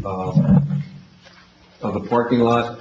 Again, there was some, Scott's letter referred to spillage, but the lights along the easterly side and the northerly side of the parking, there is some spillage onto the adjoining properties. We do propose outside shields that do limit that. It still illuminates some of the lawn areas and the wooded area at the rear. Some of the things that help mitigate that is that we are proposing 6-foot-high solid vinyl fence along these locations. That'll also mitigate the encroachment of the parking within that parking setback. So we do have that. So that is set. There was also reference to setting timers. Timing cutoff. Timing cutoffs that would diminish the intensity of the light after business hours. And that's also noted on the plan. I think we have to maybe elaborate on that note a little bit to address Scott's letter, and we're willing to do that. But that also, that's what we're also proposing. All right, so on the lighting issues, which I'll basically summarize as spillage, brightness, and timing cutoff, issues, you're in agreement with the planner, or will work with the planner to resolve those issues? Yes. Scott, is that okay with you? Yes, sir. Thank you. All right, please continue. I didn't, I honestly didn't pick up the fence in my review. I guess my eyesight wasn't great. But you're proposing a fence on two sides, or portions of two sides. Correct, along the easterly side, because of the parking being so close, it's a mitigating measure. And then also along the rear, again, because of the parking encroaching in, so it's a mitigating measure for that. Could I ask the planner to weigh in on that? I don't recall seeing any comment in your letter on the fence. No. Are you neutral on it, or you have some thoughts? I'm neutral on it. It does create some separation and minimizes headlight glare off-site, and because there is a reduced buffer. The one area where, and I spoke very briefly with Mr. Malinowski this afternoon, the fence in the top left corner of the site sort of ends, and if that were to extend another 10 feet and then connect into the trash enclosure, it would eliminate kind of any potential for headlight glare into the woods. Most of those woods are deciduous, and we know we have residences on the other side of those woods.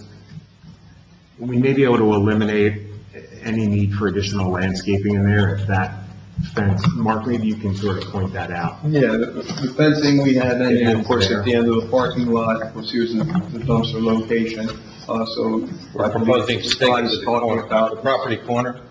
No, actually, just property pull corner's it, over here. yeah, just pull it straight down. Just pull it and connect straight to the down. trash enclosure. And trash enclosure. And because if we do go any further, to the west, then we're associated with the buffer, and it's my understanding the rules have changed up there, and then if you're even putting a fence in the buffer area, you got the permit for that. So you're in agreement with the planner's modest suggestion about extending the fence? Yeah, we'll have to make a little bit of adjustment in here with regards to providing some clearance underneath, because this is a swale that that's taking the runoff from the northern side of the site and discharging it into the drainage corridor, so we might have to make some adjustment with the fence to accommodate that. Otherwise, I don't see any issues with extending that fence. Is the color of the fence, something we ought to discuss? Well, I don't know whether there are other options besides white. Yeah, we indicate tan. Yeah, it's already tan. I think that was one of the earlier discussions. Yeah, it kind of goes with the team. It goes with the theme of the building, so I think, yeah, tan is what we specify. Okay. Tan is, and the building is largely tan, so that. right. It's less, white is kind of, can be blinding in a way. There's a lot of. Yeah. Is there still going to be that double gate in the back corner? Yeah, we're proposing a double gate back here, and the reason for that is that there is a fire hydrant on the adjoining property. So this allows, access to that fire hydrant for fire.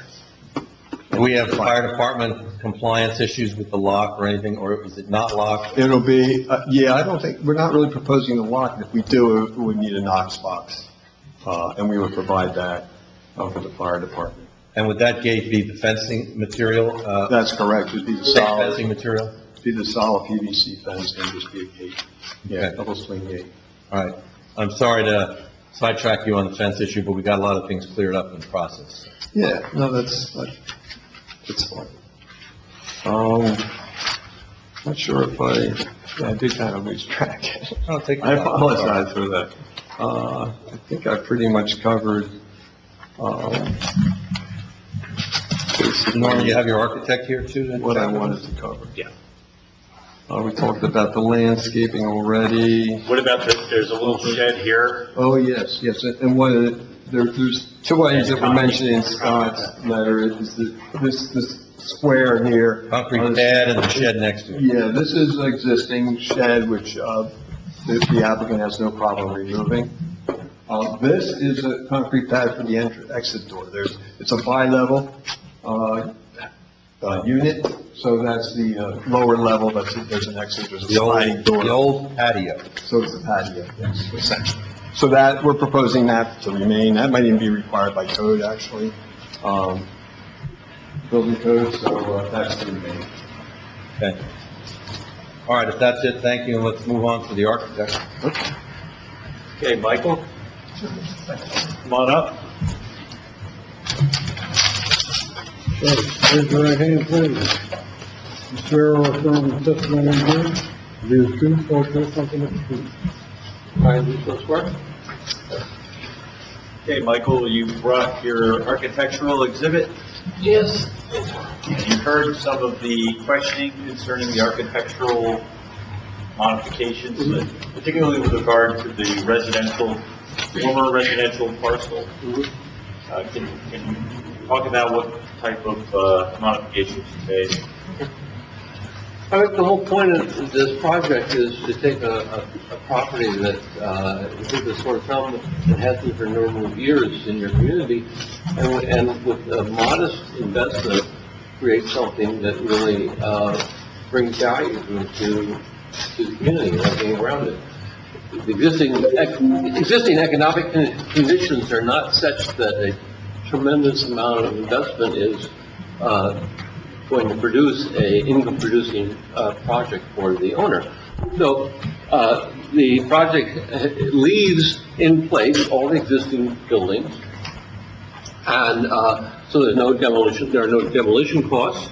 And then what we have proposed in a very modest way, use of materials, is to take there's a brick on the lower story of the house. We're taking that brick around the other parts of the other two sections of the complex in order to tie it all together. We're also using color and trim to create a consistent look across the three properties. Paint of consistent paint color. There are 5 entryways that are being treated similarly. 3 of them have gables. The other 2 here and here slightly behind this tree have a flat roof, but they all have similar treatment to all 5 entries. We have a flat roof building in the middle with gable roofed buildings at either end as sort of a massing concept. There are pitched roof office buildings just a stone throws away from this site, so it's consistent with the existing context. For the house, some minimal improvements are to get rid of the shutters, replace these the double hung windows with and the existing garage door with large glaze openings which match the large glaze openings in the existing building. So all these things I think are modest but significant in terms of really creating something that is going to transform the property, not 100%, but in a way that really adds value. Now, we're not doing it on the back side of the buildings. It'll just be paint upgrades to the structures. There are no improvements proposed for those sides of the building which are not visible from the street. We marked that architectural drawing? No, I don't believe we have. You didn't. Or up at 8, is it 8-4 or 8-4. 8-4? Okay. 8-4? Yeah. 3?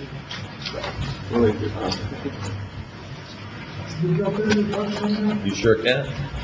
Another question we were asked was about the screening, location of screening of building mechanicals. Again, the existing systems are mostly through-wall systems. There's nothing on the roofs, and they're all, again, coming out of the back sides of the buildings, nothing on the visible from the street or adjacent property. We have a question from a member right up front. Yeah, first you have to feel, that it's nice what you're doing on the right side. I was just wondering how, and you brought up, keeping the price down and everything, trying to keep, I appreciate that. But how difficult would it be just to take those A-frames that are in the new building, your new proposed? These things? Yeah, those, and put like one of those you know, or two of those on the house to make the house not. Well, we could do that, but our feeling was rather than just have it all the same, to have a little mix-up, but, our client felt that too many of these didn't look good. It's a small, group of buildings, and the entrance that's right here,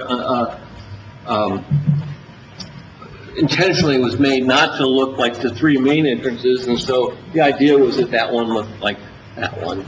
It's not a big deal, but, it seemed reasonable to us. What's the present house, memory serves me right, and I'm looking at your photograph too. Looks like it's kind of like a light gray. Are you re-siding into white? Is that what I'm seeing on the? To paint the walls all a consistent, off-white color, yes. Okay, so I guess. Everything on that. You're repainting the house, not Yes. re-siding. Right. But you're putting new windows on. And the building in back. Right, that's getting re-sided or painted? Paint. Paint, yeah. Yeah, the existing one-story and the back two-story, that gets the brick facade, and then other parts of it get painted, and that pretty much wraps up the facade change. Right. I don't know, it just, there's one person, that vinyl at the end of the building just looks weird to me. But I appreciate your economic argument. Well, yeah, I mean, would one do this from starting from scratch? No, but. I would hope we'll let you go. I would hope not. All right. So, You're pretty creative, I gotta tell you, but maybe not so creative when it gets down to that house. It looks like a house stuck on the end of the building. Maybe think about that a little bit, what could be done on it, I don't know. You know, it is what it is, but I do feel that having this continuity here wrap around all three is something that doesn't exist at the moment. You go from brick here to stucco here to block on the next building, and a little bit of consistency to wrap them together is a small but significant gesture, I think. All right, in terms of the interface between the old house, a proposed new office, and the other one-story section, are they going to be integrated, or you can go from one to the other, or are they going to, internally, are they going to be separated spaces? Well, it depends on the tenant, whether they're, whether it's three tenants or two. There is an existing door between the house and the retail section. Okay. So the retail could use that house for its offices. Well, that would exacerbate the parking variance really. That's good. So it would never be, well, if you say that it is, then he would lock up the door.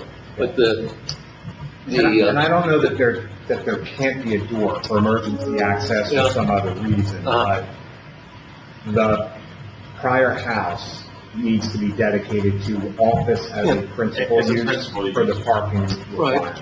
Right. And we calculate retail space at gross floor area, so if there's a small office in a Wawa or any other store, that still counts as the gross floor area of the retail. Sure. In the aggregate. Sure. Okay. So that's agreed. Okay. So. Yes? Yes. I think the point that it may trigger a need for some additional parking spaces, but the functionality of it as an office is no different, whether it's an office as a principal use or as an accessory use. It's not going to be as active as a retail store would be. It's a legal fiction we have to deal with in land use, but that's how I see it. But the board will have to deal with it tonight if Understood. If you're considering that or at a subsequent. We will go with whatever the pleasure of the board is. Question. So I foresee in the future, something if the board chooses to approve the application, that the house itself, we keep talking about office, and in the back is medical. So I see maybe a small dental office saying, hey, I'd really like to have this house, so to say, as my dental office. What I would like to see that if the board were to approve this application, that house/office system is that it's to stay office only, not medical office. So I really think that needs to be defined in the resolution. That's acceptable because there's higher trips with medical offices than regular offices. We agree with that. And dental offices are included within the definition of medical offices. Right. So the understanding is that this will be described as a non-medical commercial Correct. office. Correct. Excuse me, we have a question. Do you have any idea what kind of retail is going to be going in? Well, that's a question for Mr. Patel, who's, we're going to make us a witness. But what I can tell you is it's the old chicken and the egg. We got to get the land use approval first before we can start trying to find the tenants. And that's, Doesn't have any yeah. idea of any There's not going to be a check here. I guess the question is, I imagine somebody has thought about what might be possible in this building at this site. Yes, thank you. And so you have sort of a generic scope of Yeah, what, Mr. Patel can speak to that, but his basic thoughts are not, someone mentioned a restaurant or something. No, not that. Yeah, we're not talking about a Dunkin' Donuts where you're going to have a gazillion cars no, coming in and out. there's no during drive-through, so the Dunkin' Donuts won't. Yeah, no. All right, well, when Mr. Patel gets up here, we'll talk to him about that. We're just curious, that's all. Yeah, I mean, we're mindful for the fact that the site, we're trying to provide as much parking as we possibly can, but we got to work with Sarah, so. All right. Well, thank you for that architectural review. Anything else, or we move on to? Is there anything with signage? Well, the signage, again. Want to do with signage now? Well, the signage will be applied for later when we have a tenant, and. It's a little premature, I guess. Yeah. But if you want to give us some direction for what the board preference is. Well, the suggestion seemed to be that you were going to try to rehabilitate the existing, rather sad-looking sign. And the placement of that sign is maybe not optimal for your purposes, so, I mean, perhaps this sign issue is the subject of a subsequent application once you get tenants. I don't. Yeah, it's either going through a sign permit, I guess, through the zoning office, or if it doesn't meet the code, then it would have to come back before the board for variances. Yeah. Yeah, and I imagine your tenants would want to have something to say about the sign, too. Correct, correct. Yeah. So can we discuss right now the existing sign, is that anticipated to stay the full sign? I think at this point it is, just in case it can be reutilized, depending on the tenant. It's basically grandfathered in, as long as you're using that. It's the square, yeah, the framing of it. Because what I'm looking at is, the fact is that you're gonna have some type of medical signage versus retail. And has there been any thought to those two different uses about how and where signage is going to go in regards to that, with the retail, are you going to have size signage? Yeah, again, we haven't really gone that far because of the tenant requirements. See what they require, but yes, it's very possible we might have some, facade signage on the. So if they meet the intent of the code for the facade sign, that's easy in the zoning office. Correct. I guess I was more concerned about the existing sign of both uses, medical and retail, trying to squeeze anything into that existing, standalone sign. Correct, that most likely won't work, but we want to keep our options open at this point, until we know for sure. But for purposes of this application, you're proposing rehabilitation of the existing side. And if that changes where that's no longer applicable, then that will come down and a different signage package will be presented either to the zoning office or to the board. I just don't want to send you to the board for anything. Yeah. Assuming we deal with just the rehabilitation of the existing sign, does a planner have any suggestions as to the design parameters of that? So they're really limited to repainting the existing structure and refacing of the existing sign. So our recommendation would be that any structure modification must be limited to just painting, and that paint should match the structure. And then they can, because it's an existing non-conforming structure, reface that sign. They're entitled to be able to do that. How do they internally lit or externally lit? That is currently internally lit. Yeah, I believe it is. We had asked that question because with multiple uses on the site and having medical office at the rear, the potential need for directional signage or other signage on the front building directing people to the rear to try to eliminate confusion, I think is kind of important for the circulation element. So I think that's important. Yeah, this sign could actually even just say Royal Plaza with the street number on it, just for initial identification. And then in the future, when we get tenants, we can have the facade signs that identify the different uses on site. So that's an option too. So we'd like to keep those kind of options available. All right, but for now, the existing sign, we've got the parameters of that. Correct, it's just got to stay within the limits of the existing sign. And if what they propose, or they need a directional sign or a medical office sign on the front building directing someone to the rear, because the medical office is somewhat hidden, and you don't want somebody pulling in the driveway and kind of turning off to the left, and now they're sort of stuck not being able to get back there. So if it doesn't fit within the parameters of the ordinance, the applicant will have to be... We might, I guess, we could propose maybe a wayfinder sign to the medical, just because it's in the back, something that'll point for circulation purposes that may be helpful.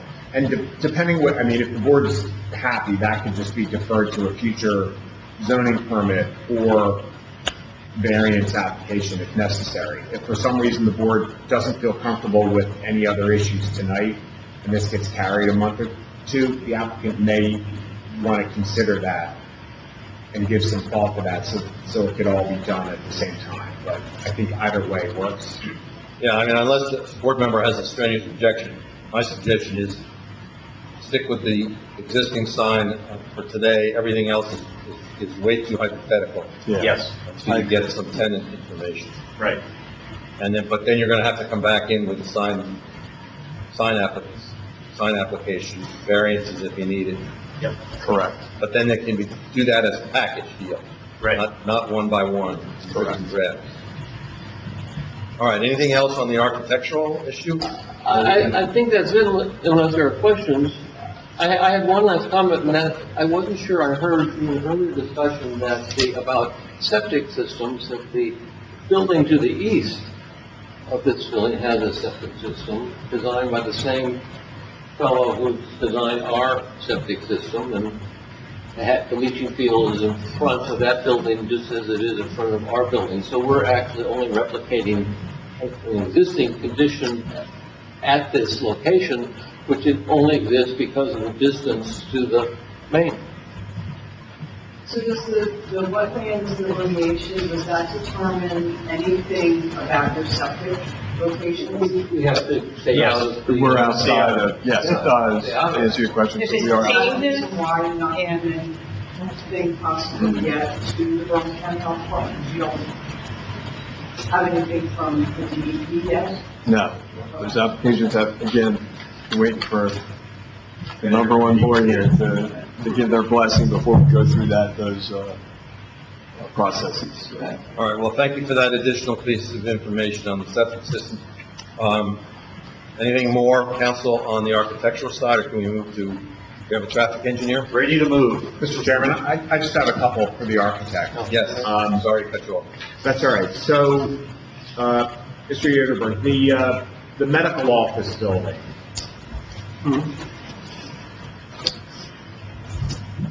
the treatment of that building, does that get new windows, or is that just what is happening to that?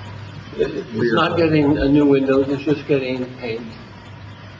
And a new, the interior will get totally redone, obviously, completely, but the outside of the building will just be painted and get this new two-story entrance.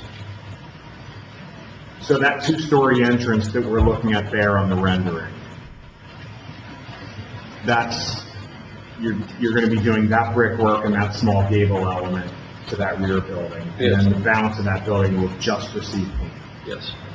Yes. And then the right or east side of the front retail building. Yeah. Along here? Yes. Uh-huh. See it here in the elevation? Right. So that gets the same treatment generally as the front? Similar treatment. There's, again, just to create a little bit of variety, so it wasn't all the same. This entry and this entry don't have brick on the piers, it just has brick on the wall, adjacent walls. Here, brick on the piers.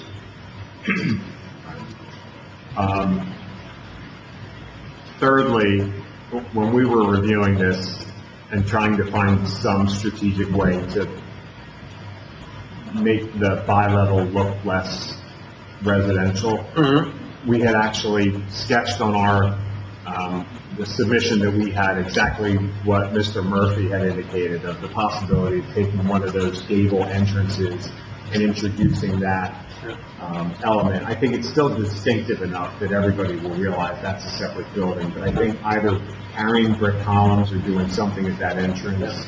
Well, you know, may be helpful. I'm sure if you guys the board felt that that was an essential aspect, that we wouldn't have any trouble doing it. But to date, we didn't do it because we thought this looked just fine. Right, but to the chairman's point, yeah, it's not that it has to be that, but something that transforms it a little bit from a completely converted 1962 bi-level to something else. The only other question, so I think some other steps, would be nice. Okay. Would you be willing to work a little bit with our planner and kick around some ideas? Of course. On that bi-level building, the house? I'm sure we could, yes. And the last issue is one that sort of happened, the residence was initially submitted to remain. That would have required the use variance, and then through some discussions, the applicant has gone the commercial route. That has steps, and Mr. Malinowski's plan shows steps up to that. I think under the construction code, when that changes from a residential use group to an office, you're going to need an accessible route. It's small enough that we don't. 2,000 square feet? Yeah. So you're... Or in the New Jersey code, it's small enough that we don't need to have an accessible access. So the question I have on that is that you said there's a back area that goes into the house? Well, the ground floor, yes, the ground floor is accessible in that sense, but the second floor is not. What is the threshold for that? I don't remember right off my head, but I thought it was 10,000 square feet. The 10,000 is where you don't need an elevator Yeah. and accessibility to the second floor. Yes. That may be something you want to give some thought to sooner rather than later. We've been involved with several of those. Because Mr. Malinowski's going to need that information. Yeah.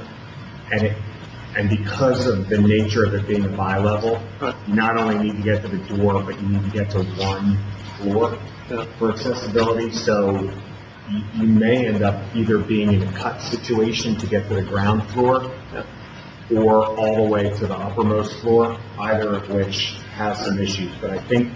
Right, the new 2021 codes, we're going to be getting ready to go on the 24 code shortly as well, is that the ADA issues on the 21 code have changed drastically. Yeah, I mean, back, after the 2018 codes, and then we went to the 21, that was one of the biggest changes was the 88 codes. So we're going around about my office right now with an existing business as well in regards to 88 issues. So I really think that this is really something you really need to take a look at, because it is going to affect not only the exterior, but the interior of the boat. Absolutely, and I'm sorry I didn't come tonight prepared with the number, but we did check this. With the current code, to make sure that we were okay. It did not require, a Did little. you go into the New Jersey's edition or just the ICC edition? No, the NJ's, yeah. All right, well, I think we ought to mark this, our planner would mark this as an open, unresolved issue, because it is. I appreciate your research. We need to independently verify that works. And normally, things like that can get deferred to the time of construction permit, but that's a big enough issue that it will have, if accessibility is required, we probably have 5 feet of grade change. There's going to need to be a significant amount of either walls and or ramping to be able to get. Actually, to get to the lower level, we could, when you look at the bi-level, existing bi-level, you see the garage here. So that is relatively the same elevation as what we're proposing, it's going to be proposed. Our steps start, are creating west of that, correct. So there's a possibility that garage door area could be an accessible man door. What do you have the garage door as now, just a big window? But this applies. Yeah, I believe so, yes. But this applies to That's the correct. back building too. Back building is the two-story building. Two-story building, and we checked, and Well, that does have accessibility to the first levels. the first level, but not to the second level. And that speaks to, as I understand it, from reviewing dozens of these and also from building a 3,000 square foot building in Mount Laurel. Yeah. You have to provide accessibility to the primary floor. The restrooms on every floor have to be accessible, even though. Yeah, the bathroom still has, the. But that, my understanding is, I think 10,000 square feet is that exception, only for the uppermost floor. Yep, yes. But you still have to provide the main accessibility. On the main level, yes. All right, so to wrap this up,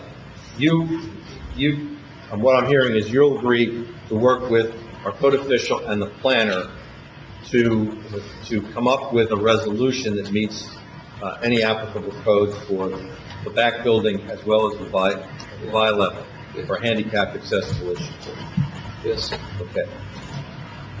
Have we concluded the architectural issues? I'm done. All right, let's hear from your next witness.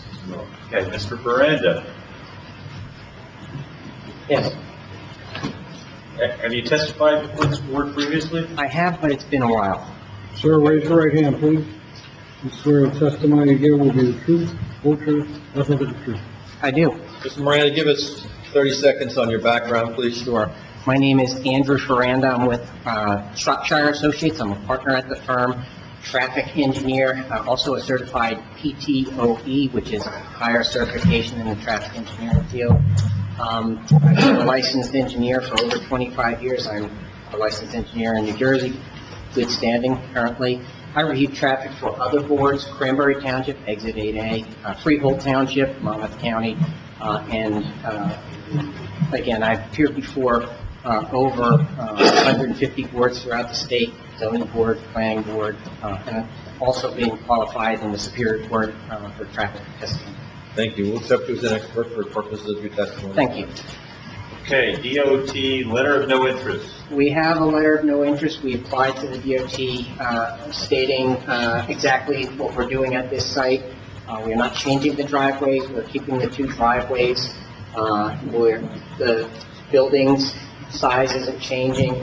And based on the proposed use of the site, we went for a letter of no interest. DOT granted us that letter of no interest.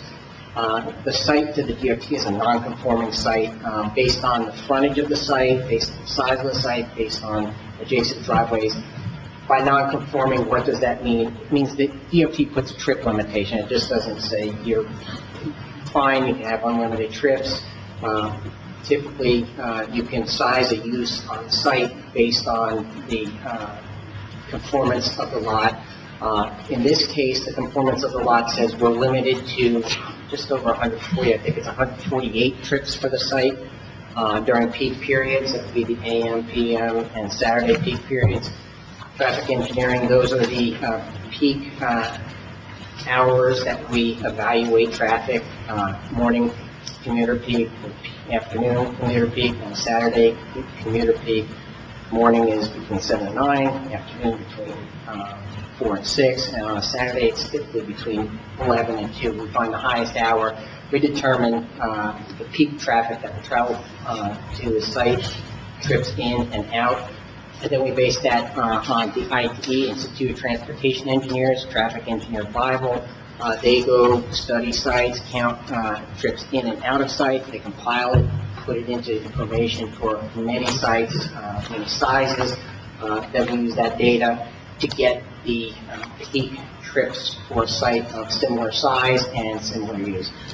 That being said, our site trips for the peak hours in the AM would be 30 trips, in the PM it would be 53 trips, and on a Saturday it would be 35. So as you can see, the trips for this site, based on its size and its use, are 1/5 to 1/3 of the total amount that the DOT would permit on the site. The DOT would permit a more intense use, but that's not what we're asking for. So the DOT says, fine, you can have a letter of no interest. You're not changing the site access, the size of the site fits for this location. There was a question about the driveway, and I want to get to that. There are two driveways. The DOT permits one driveway if it were in and out, but it's bifurcated, so there's an in and an out. You have to have both ingress and egress access and exit. So the DOT allows the driveways to be bifurcated. Actually, that simplifies, especially along the right-in, right-out roadway, since there is a median barrier there. You want to direct traffic coming in with a right turn and especially going out with a right turn. By bifurcating a driveway, you don't just have a wide driveway where cars can accidentally maybe head the wrong way.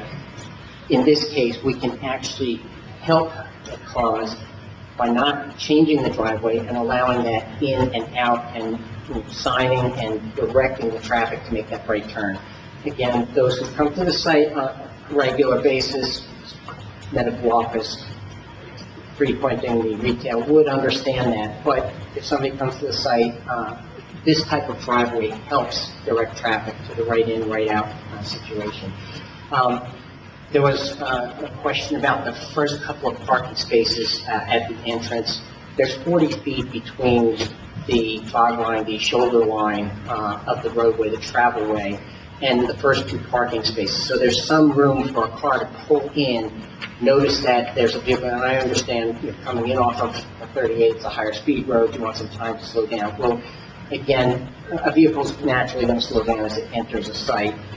This 40-foot throat lane to the first parking space is not atypical for what you would see at a gas station, convenience store. The first parking space, they try and get a lot of parking space and they put them as close as possible, but there is some throat lane there for either a passenger vehicle or even a box truck at 40 foot. You could pull off the road and not interfere with the traffic on the roadway. So with those first couple of parking spaces, I think it was agreed to that they'd be employee parking. That certainly would be helpful. There's less turnover in parking spaces. They come in once, they park, they leave. At the end of the day, it's not like patrons or patients for the medical facility where the spots are being used over and over, and there will be more activity, movements in and out of the spaces. So that's a good compromise for these couple of spaces at the entrance. The circulation on site, 24-foot, I know your ordinance is 25-foot, 24-foot works, and especially for this site, the 24-foot works, because parking is along the edge, typically 25 foot would be necessary if you have head-to-head parking, and the potential is that they don't pull in, or there's a longer vehicle on one side and the other vehicle. That's when you need that extra foot to have the aisles potentially wider for the two-way traffic. In this case, the overhang of the vehicles is on the perimeter. Most of the spaces are on the perimeter and not back-to-back. So in this case, I definitely could justify a 24-foot rather than a 25-foot for the circulation aisle. The signage, I agree that any signage that comes in with the later package, any wayfinding signage would be appropriate to help vehicles circulate the site without going the wrong way. You certainly wouldn't want to head towards the small office when you want to go back to the medical office. So that would be a good idea rather than having that extra circulation on site. The house that's there, we're talking, originally it was proposed to be residential. Now we're looking at maybe office. In traffic engineering terms, I would see that office as, say, like a real estate office or a insurance agency or some kind of professional office that would have a lower turnover. Certainly would have a few employees, but not that many employees for the size space that we're looking at there. And that is consistent with the parking that's going to be on site for the medical office, the retail, and the professional office, I'll call it the office building, not medical office building. As for the parking requirement, we did the calculation based on, I believe it's on the plan as a residential home and then the medical office and the retail space. If you took the higher parking requirement of 5.5 and use that for the office space, the small office space, I believe we come out to just over 40 parking spaces required with the 16 spaces for the medical office and the space 5.5 for the space, I believe it's 5,060 would be the small office and the retail space, if that's all calculated at 5.5. What I did as a traffic engineer, I again refer back to the Institute of Transportation Engineers. They not only look at trips, but they also look at parking. They have many studies, again, throughout the country for different uses, and they look at how many parking spaces there, what's the demand is the word I would use. What is the demand for the parking spaces on site? There's three components to parking. There's a requirement. Certainly, you want that requirement to cover the parking demand. There's a parking supply. That's the actual available parking spaces on site. Parking supply is typically at the requirement or slightly less, and that's where a variance would be required. But what I look at is the parking supply, what's available on site. Can that meet the projected parking demand? And how we get that parking demand, again, we go back to the ITE. Look at the rate that they've come up with for a site like this site. What I used for this site would be, I left your medical office requirement in there, and that's taken care of with 16 spaces based on 2 doctors and 6 spaces each and the 4 employees. Your parking requirement says 16 spaces would be needed. Take that aside, look at the 5,000 square foot of the office building and the retail building, using the ITE peak demand rate of 2.79 times the 5,060 would require approximately 28 spaces. So with the, I believe it was 28. I'll take that back. That was if the whole center was considered a shopping center. Taking that medical office out and just doing the 5,000, the number would come up to about 15 or 16 parking spaces demanded, in addition to your parking requirement for the medical office. So what I'm looking at is the 15 or 16 spaces demand based on ITE for the retail and the office, not using the ITE demand number, just throwing in your parking requirement, which is typically higher than the demand, and that's the way it's supposed to be. Your parking requirement would cover your demand. putting that requirement, the 16 spaces and the 15 or 16 spaces based on the 2.79 for the 5,000 square foot retail plus the office space, you're looking at about 32 parking spaces that would be demanded during the peak hour. We're providing 34. What I'm getting at here is we can cover the peak demand for this site using a requirement on the medical office and using what ITE says would be the peak demand for the retail and for that office space. So based on that, I believe the 34 spaces certainly will cover a peak demand during off-peak periods.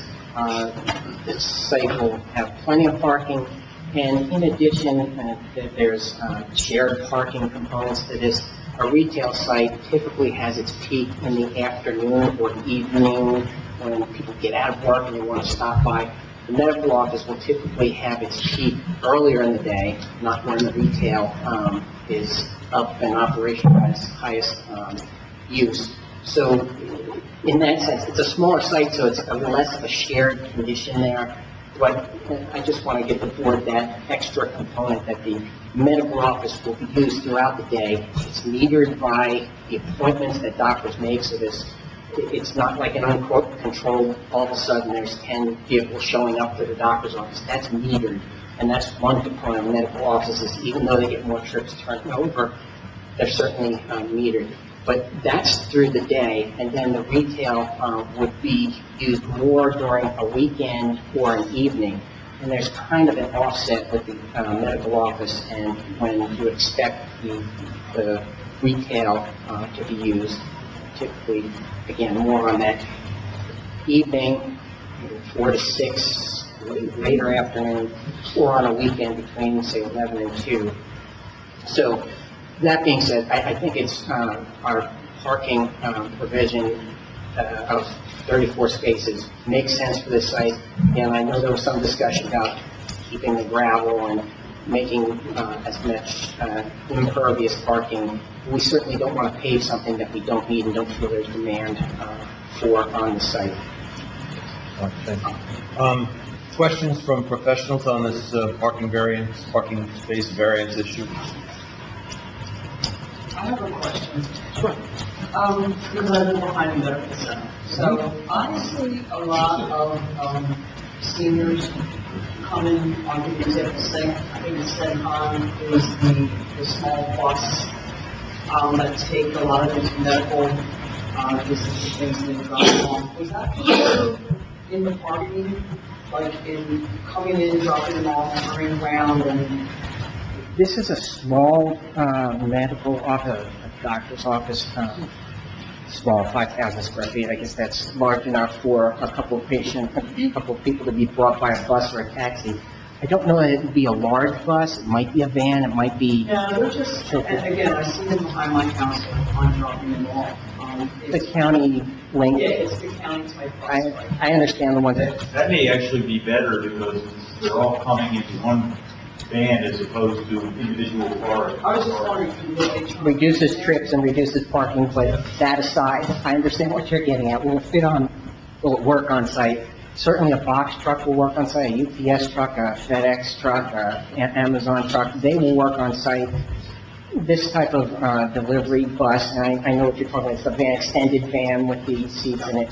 I don't know that they will fill that. There might be a couple of patients who come to this location, or there might be patients in it that stop here and then move on to the next site. I know how those work. I have family who use those buses, so I do understand what you're saying, but the site is designed for two-way traffic on a 24-foot aisle, and the vehicle certainly could navigate the site.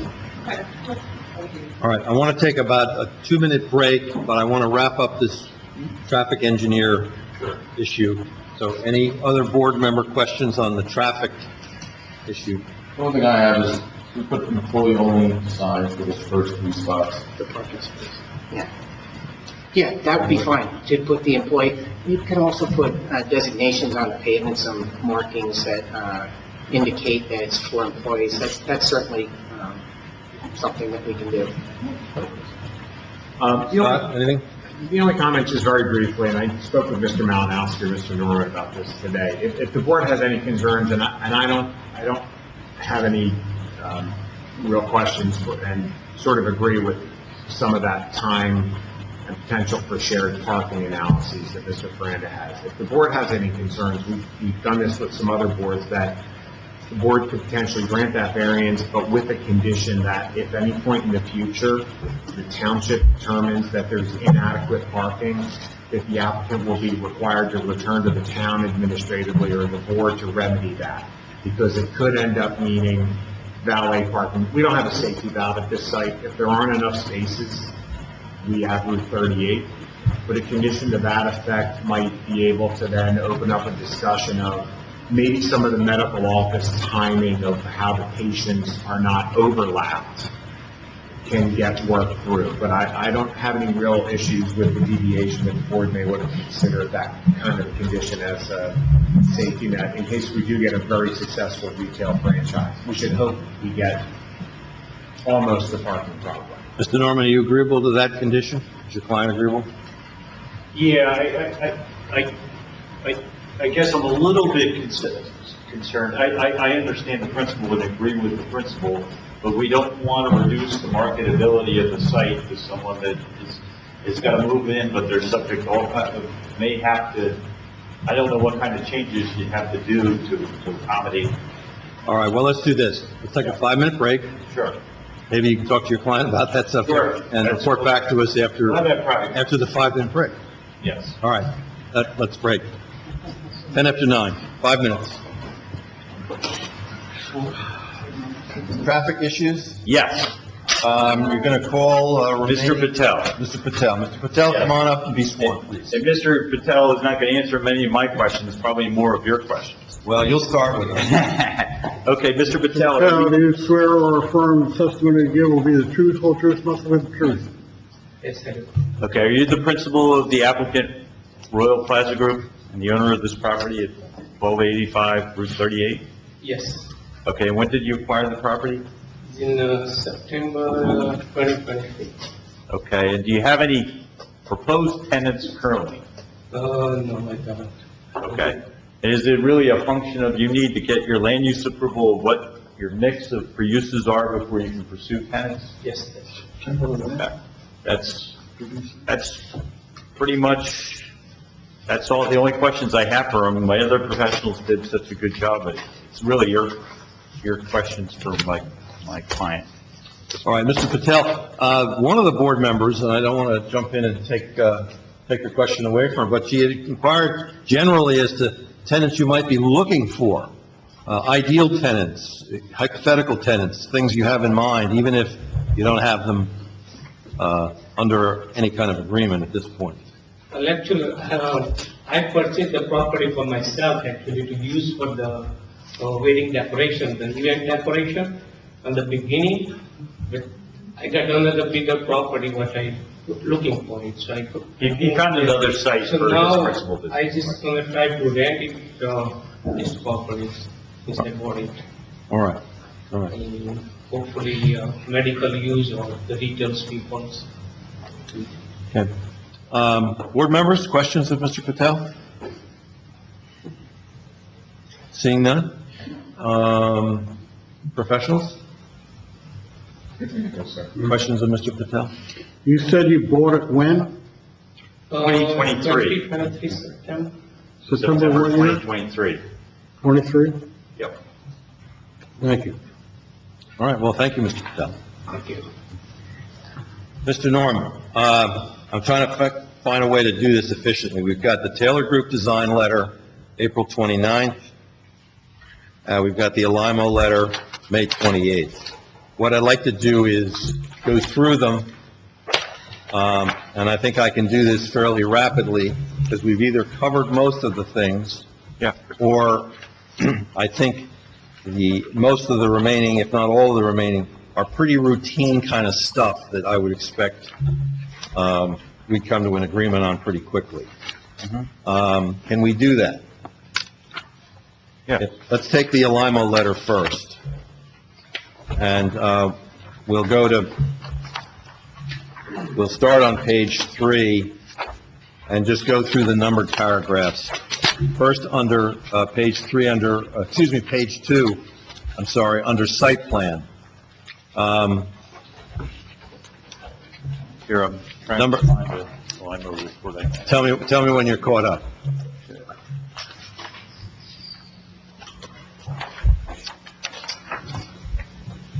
I had it. Yeah.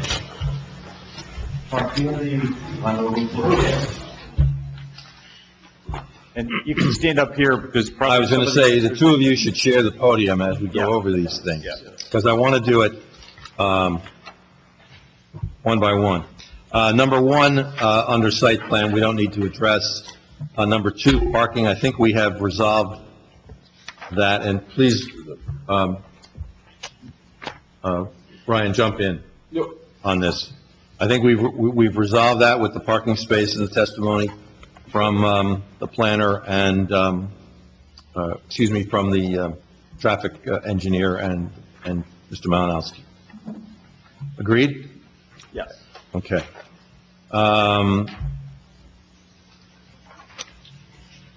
We have the parking setback issues, and you're asking for a variance for those two. Are professionals in agreement with that?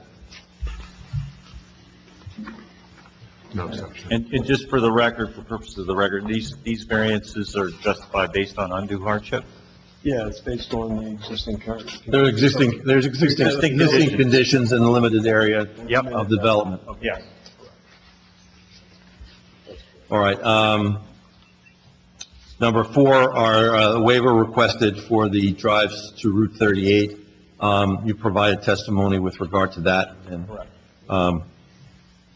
the no interest letter from the state. Loading area buffer, are you in agreement with the suggestion of the planner in that regard? The loading area buffer, was it the planner? No, it's the engineer's comment, I'm sorry.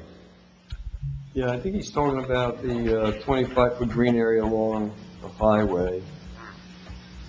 Yeah, just that adjacent, Just the driveways and curbs on that, I guess is that. it's just that drive out, that one-way drive out, just to make sure that's 25 feet off. That is correct, it is. You make sure that this line is 25 foot long. Okay. Okay, so you'll comply with the 25-foot line? That's correct. Perfect.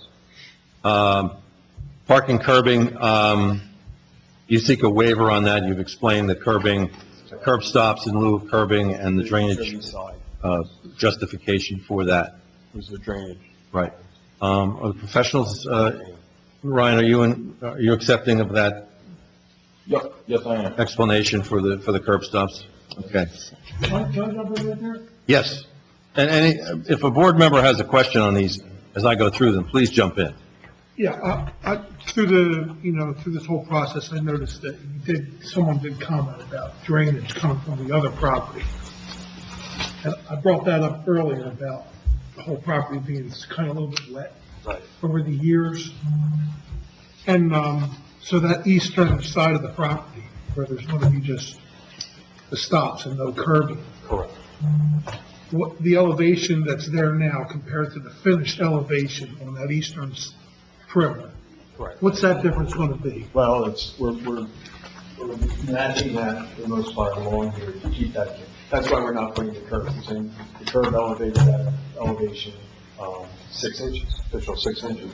So if I have a curbing along here, you've got the yard from the adjoining property to the east, they're draining toward our property toward the west.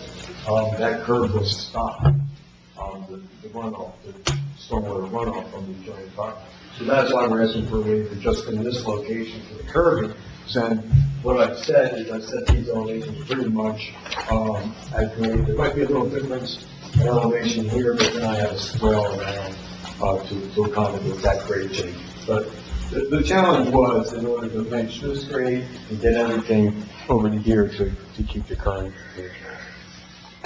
So in that instance, That's why we're asking. Could- for that. If you had put the curbing in, would it cause potential drainage issues on the adjoining property? It'll Yes. stop, Yeah. it'll stop the runoff from the. Yeah. So basically, you're saying that, and I could be wrong, but you're saying that you're expecting drainage runoff from the other property Oh, yeah. to go through your property. The survey that we, did on your adjoining property, the grades show that it's Yeah. drainage. So we need to accommodate that, correct? Yeah, and I guess, that's that might be why some of us are a little bit fuzzy about the leach, like, would it be a leach field? Is that What, what for it the is? septic? Yeah. Yeah, with all this water running from one property to another and then getting into the wetlands. Yeah. And then we're putting a leach field in Yeah, there. we're surrounding it around the leach field, so. Yeah, okay. So, I'm still a little concerned just because, storm water runoff is going to just be increasing, not decreasing. And we don't currently have a up-to-date line of delineation as to exactly where the wetlands are now that there's been, I think it was done before Mason's Creek or when Mason's Creek was put in there. I'm not confident that the stormwater increase over the next 20 years or whatever is going to be handled, and if it ends up puddling near your, if you're directing it around, but it's not directed properly, or it overflows, and now you've got water puddling on top of Yeah, well, leach fields, no. that could be a problem. We've got elevation, change with the leach field and all, so it's been graded around this area on a grading plan we show, particularly, some of this area, in the area, will be coming through this location, which is between, Route 38 roadway and the leach field, so we have a swale line there, and it's not going to impact Okay. the leach field. Well, do you have like 4 feet between the parking and the neighbor's property, or how big is that Location, little? that's correct. 4 feet? 4 feet. I know it's not required, but have you considered any other kinds of green stormwater management practices, like putting in a bioswale or something to help with the no. flow that's coming off the Well, neighbor's it will property? cause some landscape areas, so. That's different than actually trying to manage it. It is relatively flat here. Yeah, it's not management, and it's not a BMP of any recognizable BMP through the stormwater management regulation. Mr. Malinowski, though, just to return to a point that was raised earlier, and that is the use of permeable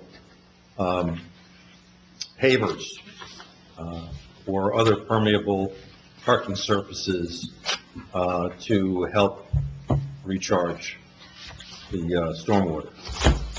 And you indicated, I think, you were agreeable to consider that. And I'm wondering, we talked about it back by the doctor's offices and the inadvisability of doing it back there, but are there other places where it could be done?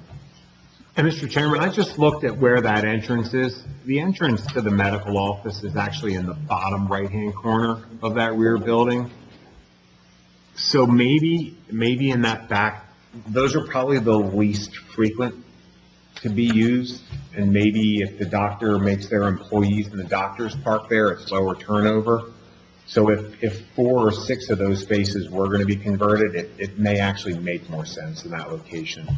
What about from the back edge of the building to the property line, that rectangle?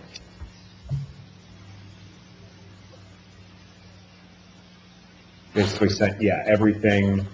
That rectangle, right, yeah, that you had.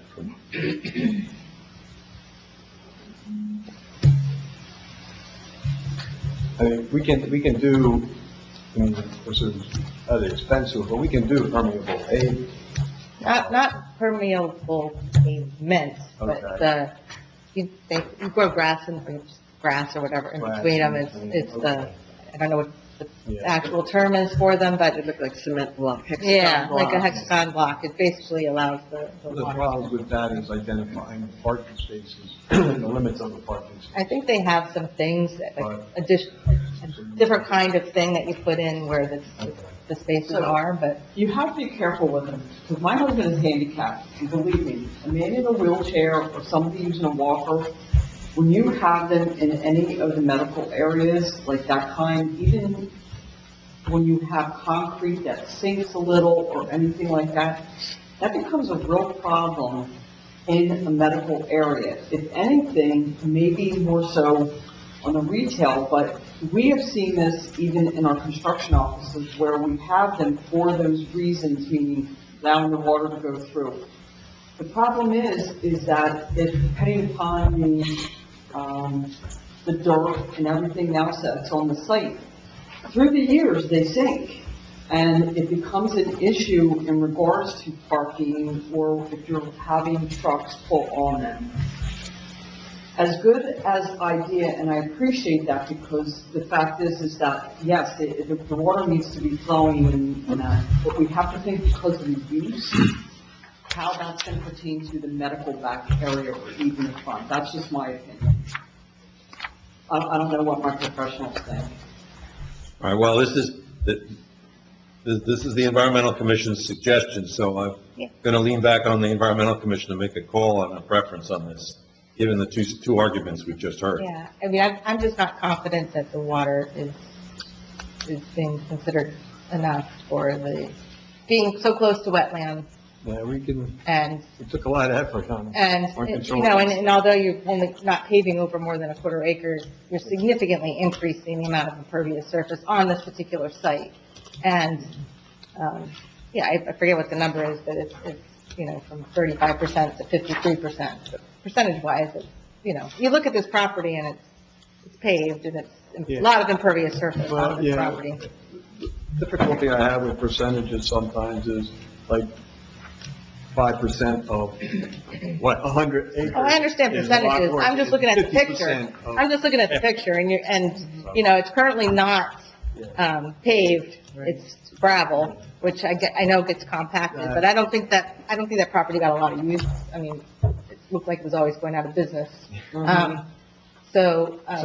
Maybe the pervious asphalt is sort of that bridge between the two, because it can be firm and slip resistant and accessible, but it also can take a tremendous amount of water.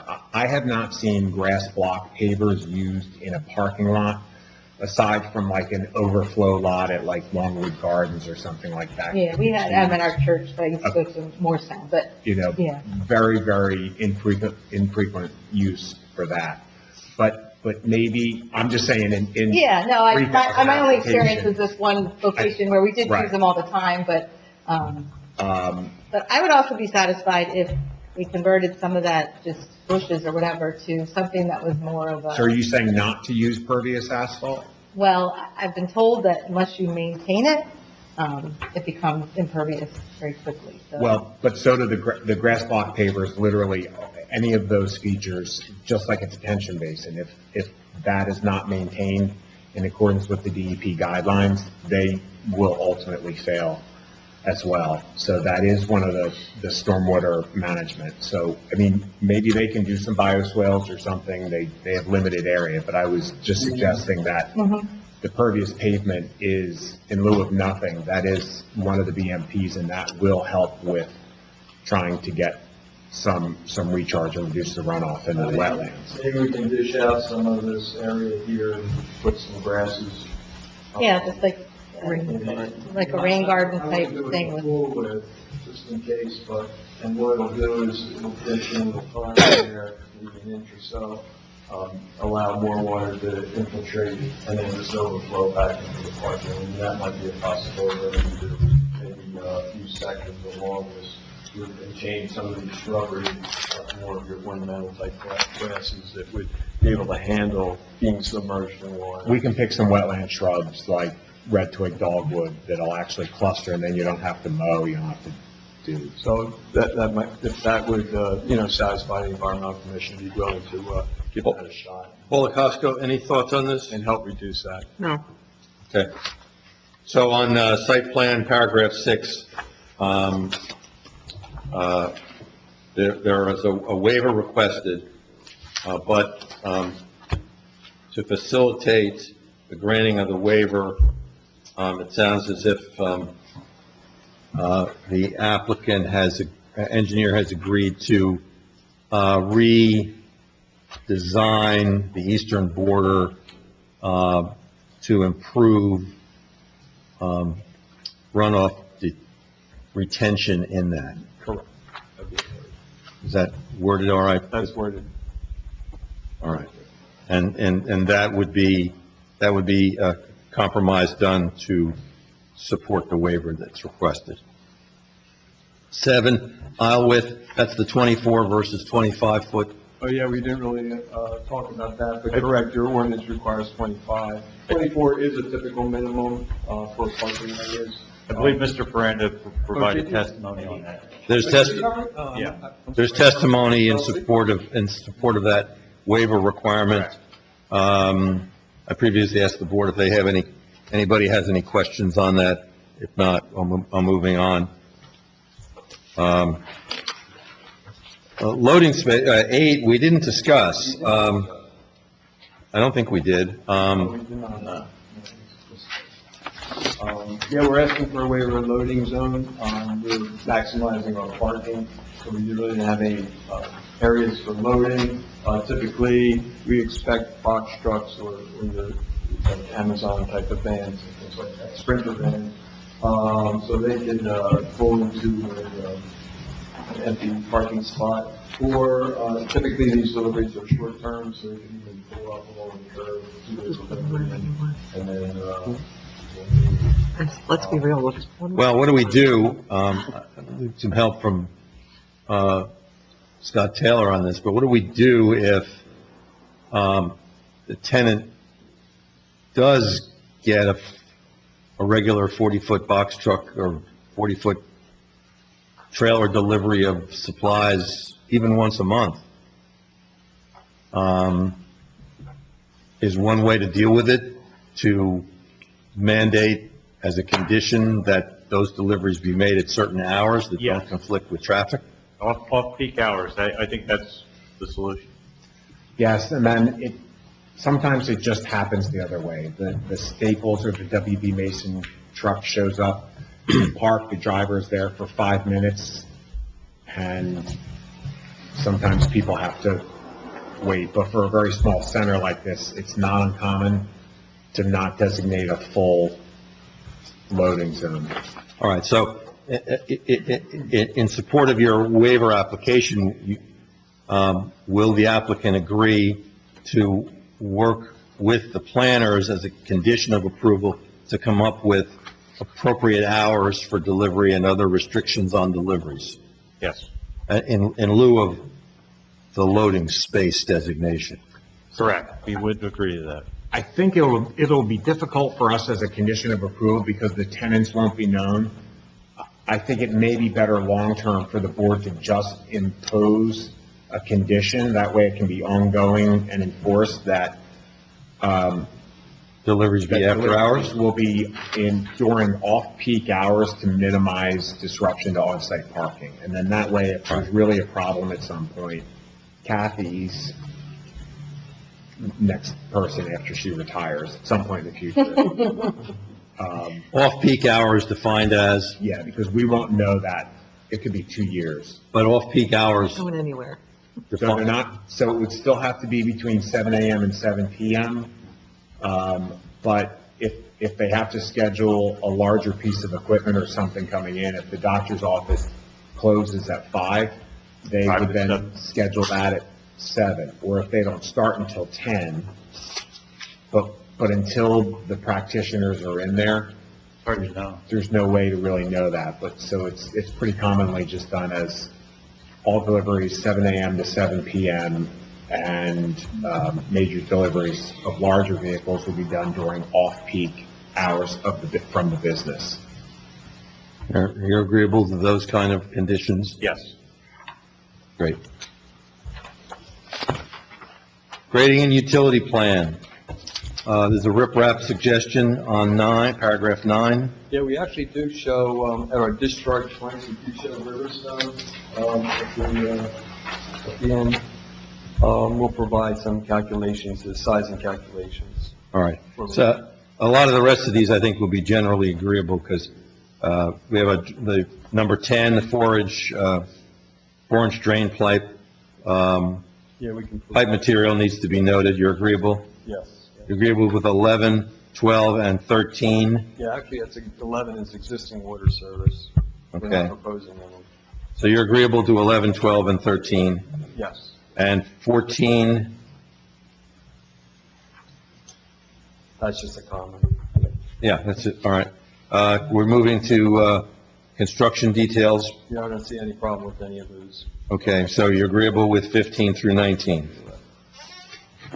General comments, 20, 20 is a given. that's just a comment. But you either delineated them or you're going to, For number 20? the buffer limits. You've already put in a request for that? Yeah, that's an LOI. Number 20 is an LOI. We are applying for it. Okay, we're moving to, under general comments, to paragraph 21. Actually, we do show the meets and bounds. that's Okay. provided. I don't 22. think there's just go back to 21, I don't think there's really an easement agreement per se, but it could be noted on the deed, so we'll have to pick that up and provide that.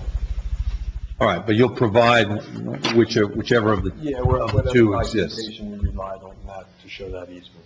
Right. All right, 22, At 22, there's no existing well. The septic field, again, we know a general location, but we don't know the exact location because there's no above-ground improvements identified, so that could be difficult. But the closure, the closure would be in accordance with the Orange County Health Department. you propose that the final plan at least show, in general terms, the old Yeah, bed we'll also- location, even if the meets and bounds are not precise. Right, and we'll also note the closure requirements for it. All right, noted on the plans. All right, 23, well, we've talked about the ADA issues quite a bit. Yeah. We need to meet them. You got to meet them, and you'll agree to do that. Yeah.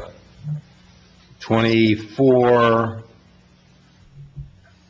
that's just a submission detail. You'll agree to that? That's not a problem.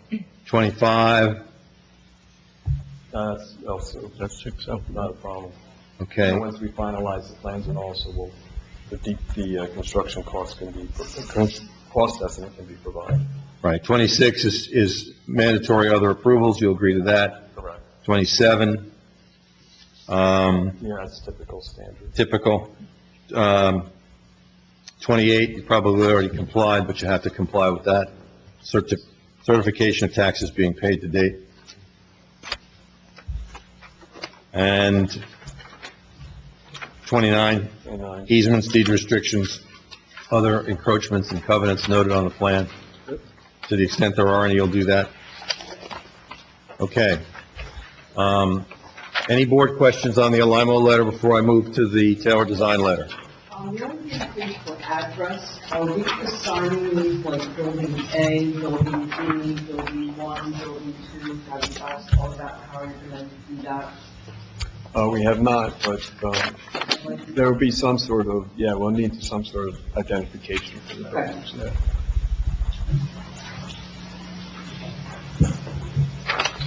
All right. Let me just note that.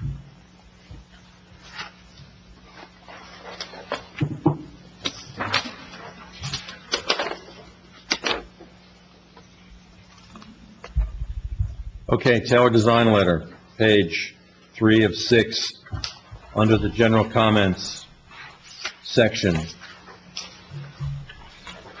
Number 1, I think use and operation testimony has been provided to the extent you can give it at this point. Correct. Scott, any further issues on that? Nope. Number 2,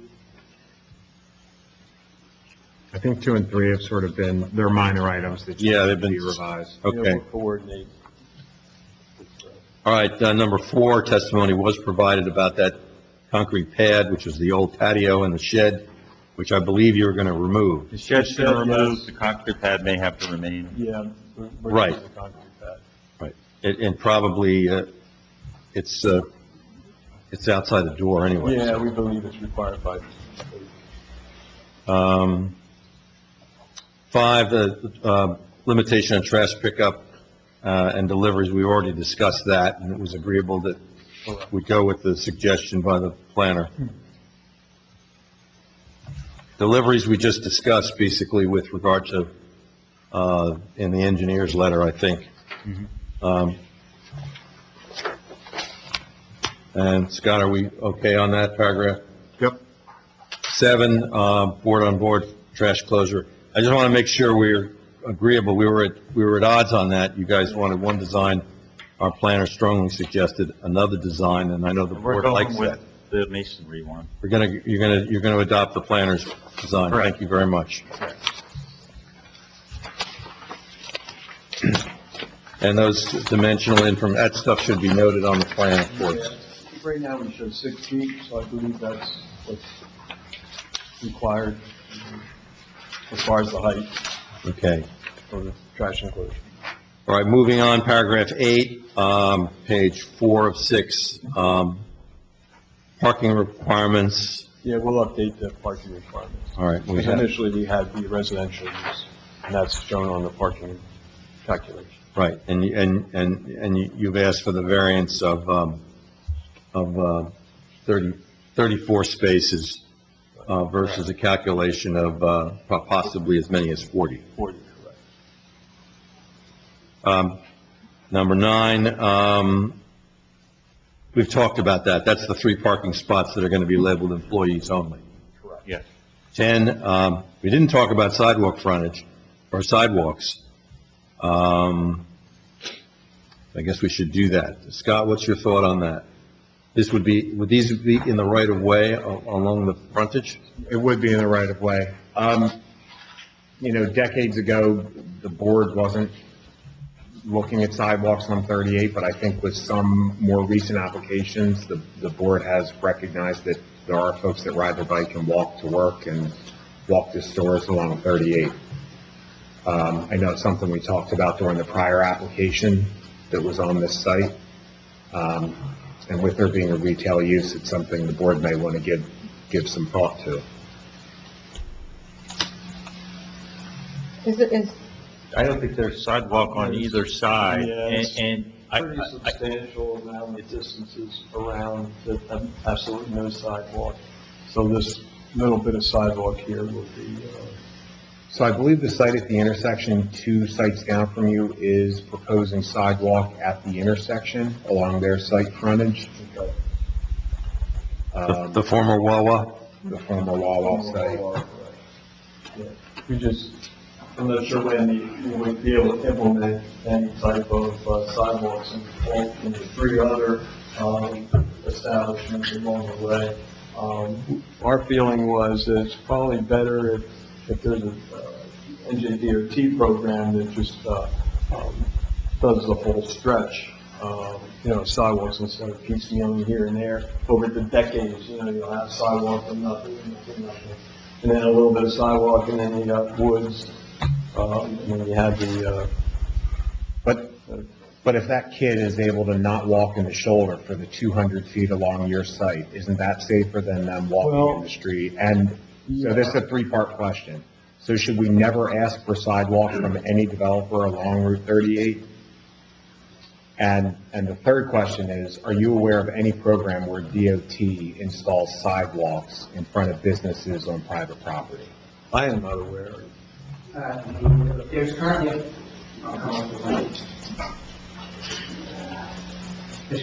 a project on Route 70 where the DOT is doing the corridor through from Marlton to Cherry Hill, and they are installing sidewalks. What they're doing is hitting those missing pieces because there were some.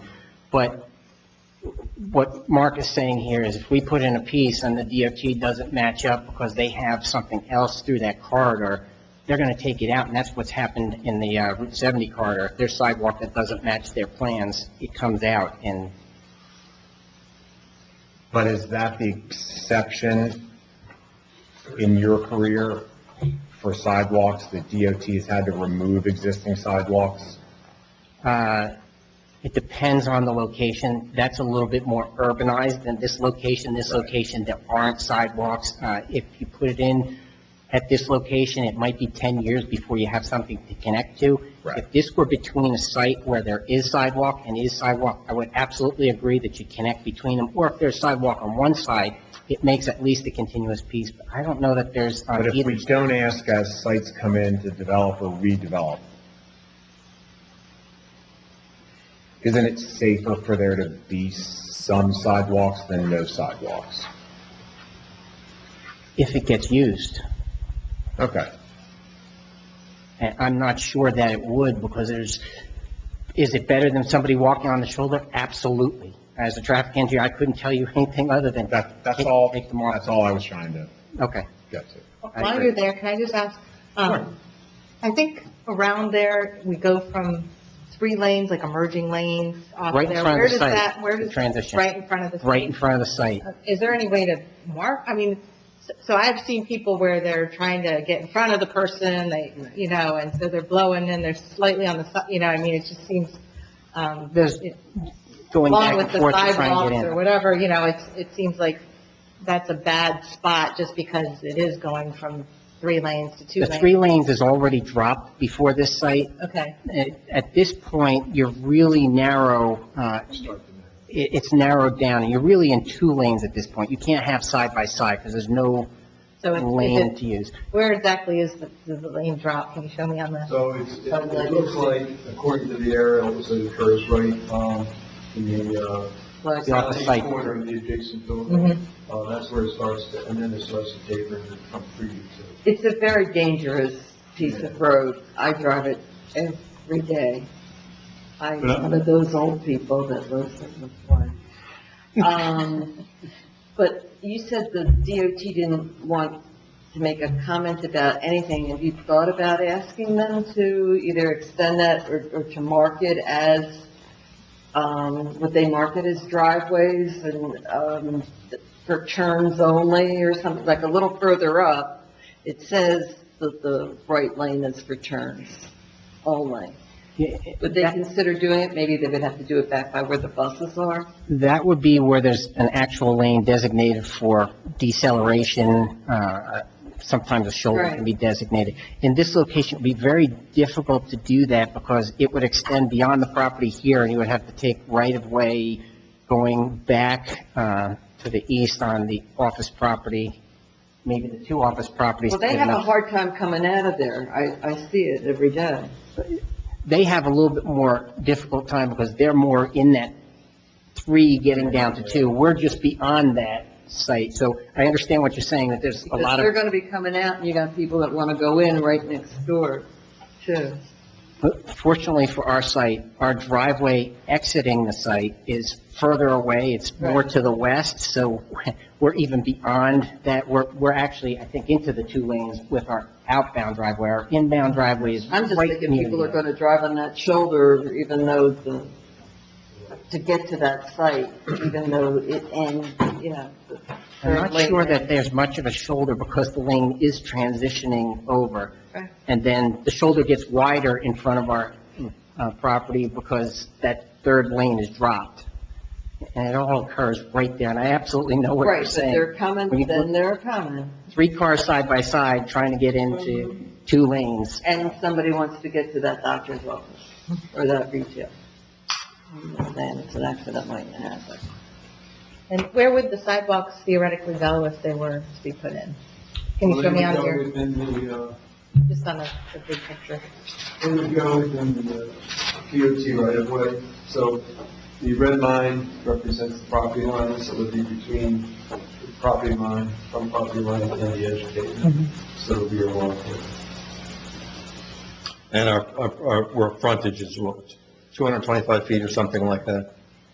The frontage of this lot, I'm sorry. the frontage of the lot. It's just 220, so the breaking up with the, And then you have the interruption with the 2 driveways. 2 driveways. So it isn't a lot of sidewalk, but it is, you know, the need for it is kind of questionable because I'm not sure where these people are walking to. If they are, this, and even if this site was generating, that pedestrian traffic would probably come from the east, so it would be, Is there a bus stop somewhere near there? Right in front of the Wawa. yeah, they're saying there's gonna be sidewalk along the front, future sidewalk along the front of the, There's a bus stop there? Yeah. But right now, there isn't currently, it appears. All right, We were just asking for the waiver. on the sidewalk issue, let me get a sense of the board, please, as to where you are individually on this. Paula, can you just do a roll call on this? And, the question is sidewalk, yes or no? Just item pollution sidewalk in front of the Nissan. It is? Mrs. Twardy. I don't know. That was in one of That's a fair, that's a fair answer. I don't know. Yeah, let me just get a sense of the board on this. Mr. Novarbita. No. And Mrs. Lennon. I feel like we just recently asked another business on 38 to put in sidewalk, for consistency, I would say That would be the Nissan deal? Nissan. Yeah. Would be the Nissan. Well, Or did the state require that? It was actually both. And what was the one across the street, I don't know, would we put in sidewalk there as well on the, Marne Highway had, not Marne Highway, there was something that paving like a parking lot on the, Oh, the Rosenthal. No, the Hangeport Auto. yeah. We tried to go Did there. did we require sidewalk on there? they didn't have, Well, no. because of their curb cuts. Yeah, there's no configuration. On the Nissan sidewalk, though, there is some logic to that, because where the new jug handle is going in, the reverse jug handle, there are sidewalks the state's putting in there. So while there are gaps, there is an ongoing apparent effort by the state to go from the jug handle all the way up to the coffee shop at the other end, Starbucks. And while there are gaps. And that was Black Creek. That was imposed on Black Creek. There's a good bit of sidewalk There is. through that run. Starbucks to the hotel, which also accommodates Section 8, the Nissan. So there is a lot of pedestrian traffic there, Yeah. simply generated from the hotel, from that particular use. And I From the think the users of the Glen, hotel. and I think the Glen has sidewalks out to Route 38, They're not on 38. but they're not on 38. That was developed so people can walk out to And the neither is state the highway. kidney center. The kidney center doesn't have it. Doesn't have me. All right, so Paul, just finish and finish the roll call. I'm leaning yes, but I'm not a strong yes. Mayor Gilmore. What's the question? You want? Sidewalks, yes, or sidewalks, no? Yes or no?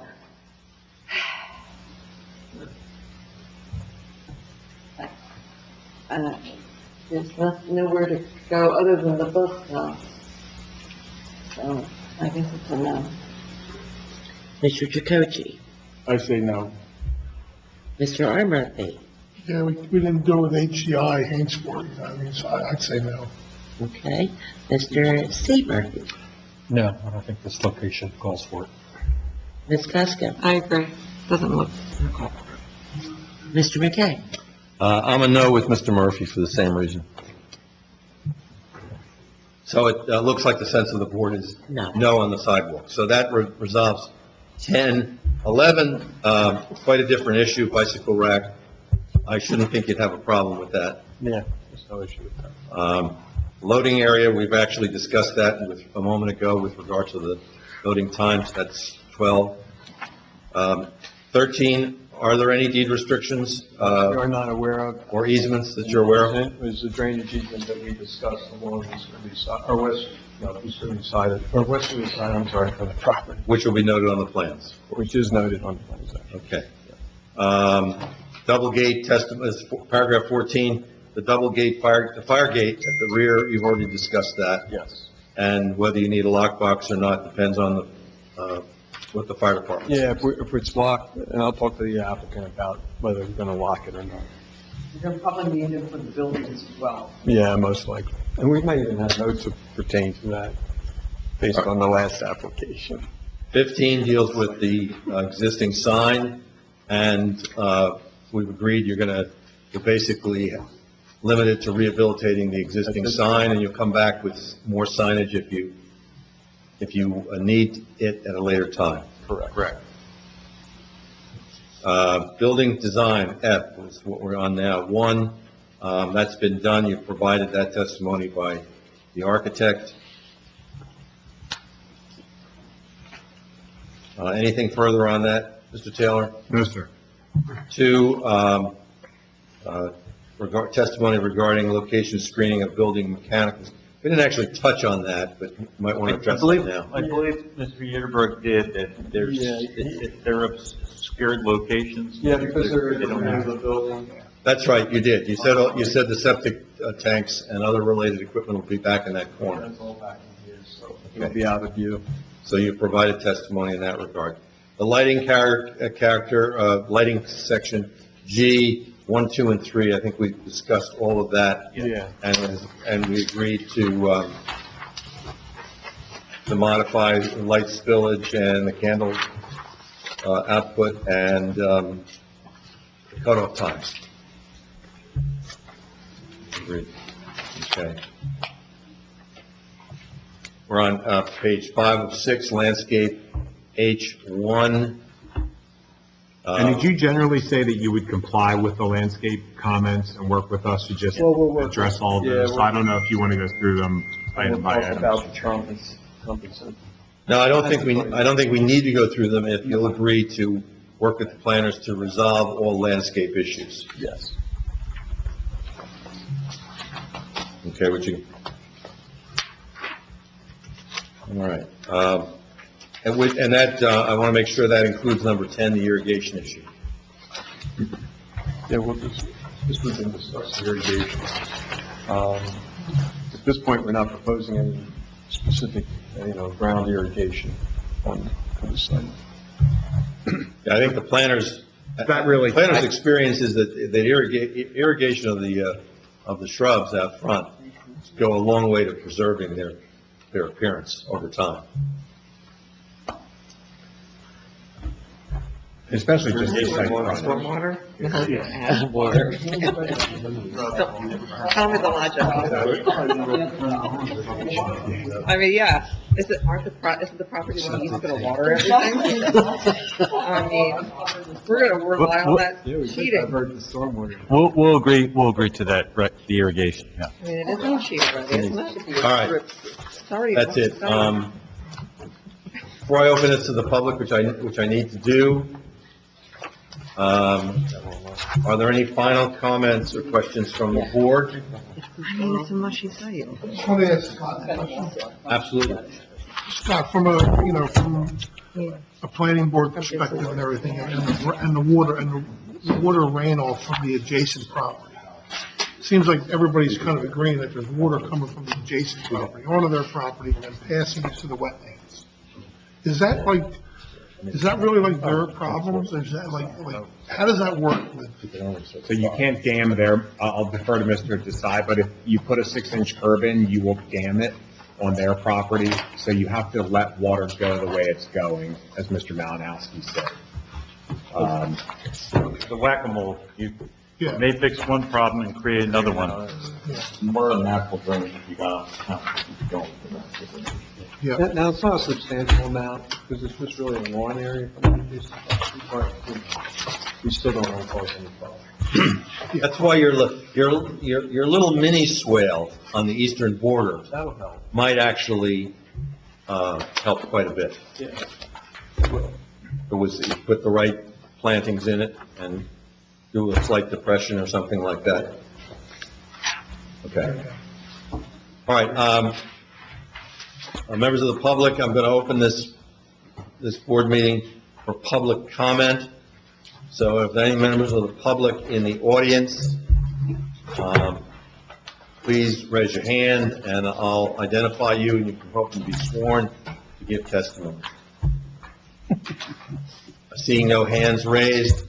I see no people in the audience at all, other than the participants in this hearing. So I'm going to do the same thing to those online now. If you are online and There's you're no one listening. online. It's shut down. There are no more online. All right. Then, public comment is closed.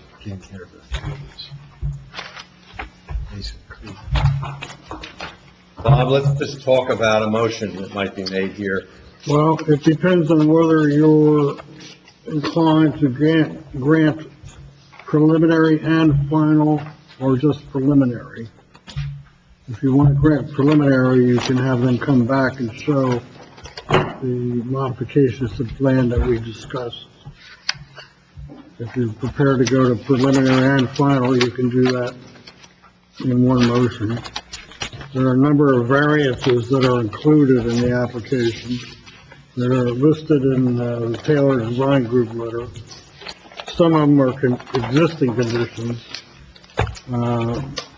Lot area, front setback, side yard setback, number of parking spaces, parking side yard setback and parking rear yard setback are the main ones.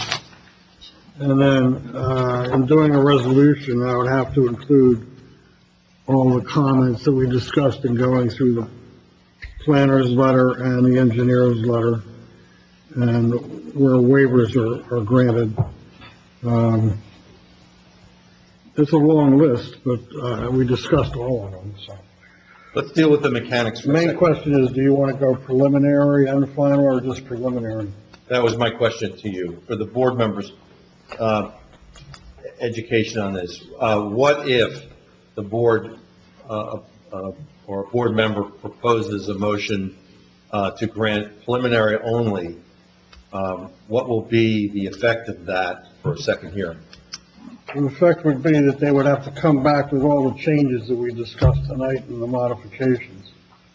And you would have to include the bulk variances that requested. I don't think there were any objections to the bulk variances, but the plan would have to show the modifications that we discussed tonight in compliance with the professional letters. And the board would get to talk about the new plan and have questions on the new plan before deciding whether to accept it for final. Yes. Or the board could move to do both preliminary and final tonight,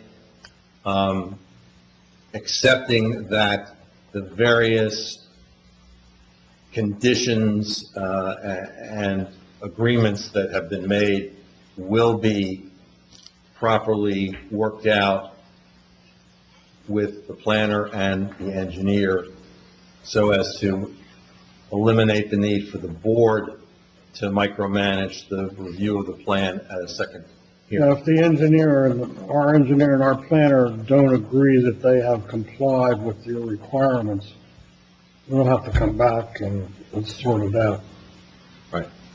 Mr. Kingsbury, that comment that I stated, that will be in there as well about the front building, the heating, the house, and specifically regarding the office, that it won't be able to be used as a medical office, correct? I don't know who the tenant's gonna be. Well, no, it will not. If we stipulated that the medical office is the medical office that we propose, we're not going to propose anymore. And it's only those uses. They can't have a restaurant, they can't have a convenience store or food store, because those Well, that's not always included. all have different. I just want to make sure it's Parking. outlined that that front building is specifically for office, not that. Yes, general office. I think that was clear, yes. I can put that as a condition in the resolution. Yes, I think. This is gonna be a long resolution. There's a lot of conditions and a lot of references to the professional letters. Yeah, I mean, I think the resolution might even have to go through a draft to be circulated, Yes. and You have to do that anyway at the next hearing, assuming it. Yeah. right, exactly. Ready. But I mean, Yeah. circulated among the professionals beforehand. Sure. And it comes to the board as a draft, and we'll look at it and approve it. But you ought to see it too, to make sure the draft, that you have input into the draft. Yes. All right, so the choice, the board members, is a preliminary and final motion granting the variances and the waivers subject to the conditions that have been outlined, too numerous to summarize right now, or just grant preliminary at this time and deal with the final review at another meeting. May I have a motion? So I say yes, preliminary and final. So your motion is to grant preliminary and final, subject to all the conditions, and granting the requested waivers that have been approved during our discussion, and the variances. That's mine. All right. I'll second that. All right, so we have a motion and a second. Can I have a roll call, please? Mr. R. Murphy. Yes. Ms. Casco. Yes. Mrs. Torti. Yes. Mr. Navarita. Yes. Mrs. Ludden. Yes. Mayor Gilmore. Yes. Mr. Tricoci. Yes. Mr. C. Murphy. Yes. And Mr. McKay. Yes. All right, gentlemen, thank you for your efforts. Thank you for your testimony. I want to thank the board for efficiently getting through this complicated matter and getting it through successfully. Thanks. Thanks for getting us there. All right, we still have a few more things to do. Minutes of the last meeting of April 2nd. Can I have a motion to approve and file the minutes? So moved. Second. All right, roll call. I love the look on your face. We had a second. I'll do it. Okay. Mayor Gilmore. Yes. Mr. Navarita. Yes. Mrs. Torti. Yes. Mrs. Ludden. Yes. Mr. Tricoci. Yes. Mr. R. Murphy. Yes. Mr. C. Murphy. Yes. Ms. Casco. Yes. And Mr. McKay. Yes. All right, we have three resolutions. The first is Seagull Holdings, 2025-17.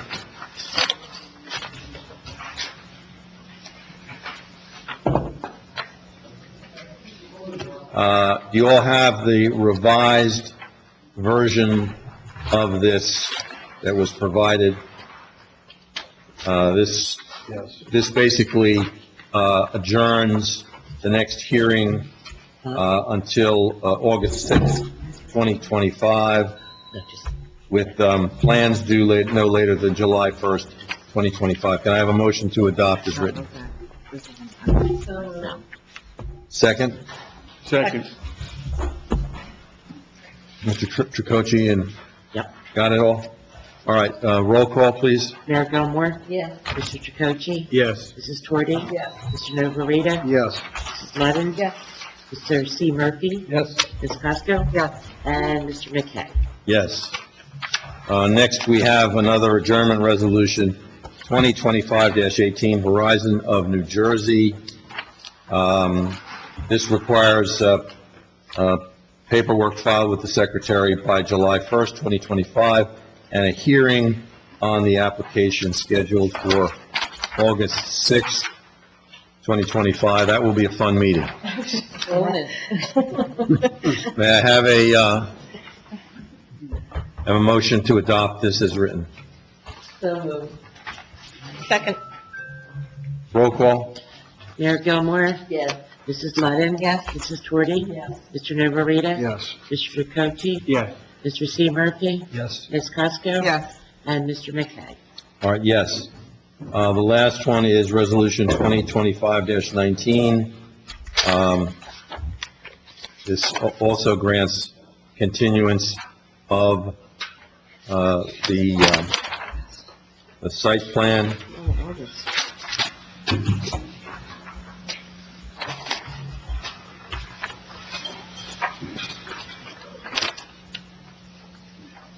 I have a motion on this motion. Motion on this resolution, please. So moved. Second? Second. Mayor Gilmore. Yes. Mr. Tricoci. Yes. Mrs. Torti. Yes. Mr. Navarita. Yes. Mrs. Ludden. Yes. Mr. R. Murphy. Yes. Mr. C. Murphy. Yes. Ms. Casco? Yes. And Mr. McKay? Yes. There's a few pieces of correspondence, two to be precise. They're listed on the agenda. If no one seeks to discuss either one, can I have a motion to receive and file both items of correspondence? So moved.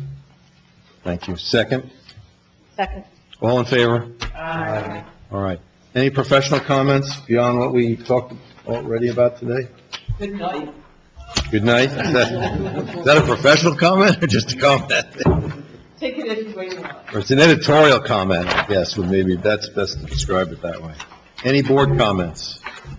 Are we allowed to ask a question about something tonight that I feel that... Absolutely. Did we, the Wright project on Mart Highway, were they supposed to talk to that neighbor about something? Because we never touched on that tonight.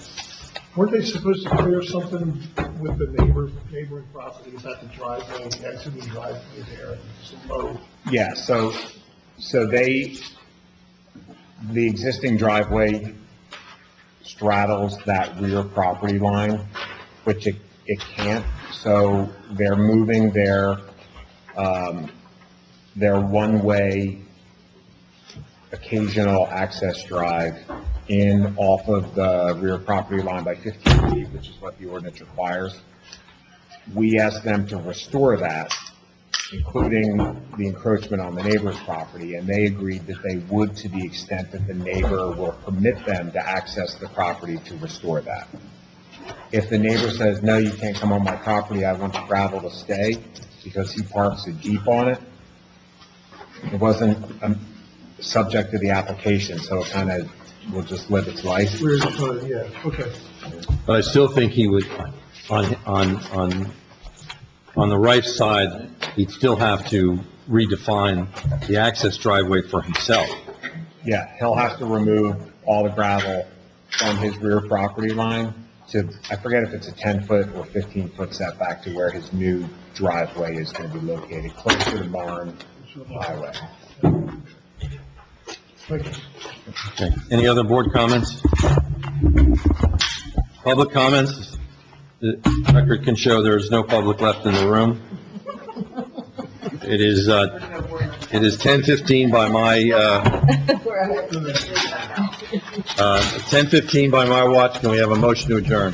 Oh, so moved. Second? Second. All in favor? Aye. Any opposed? Hearing none, we're adjourned.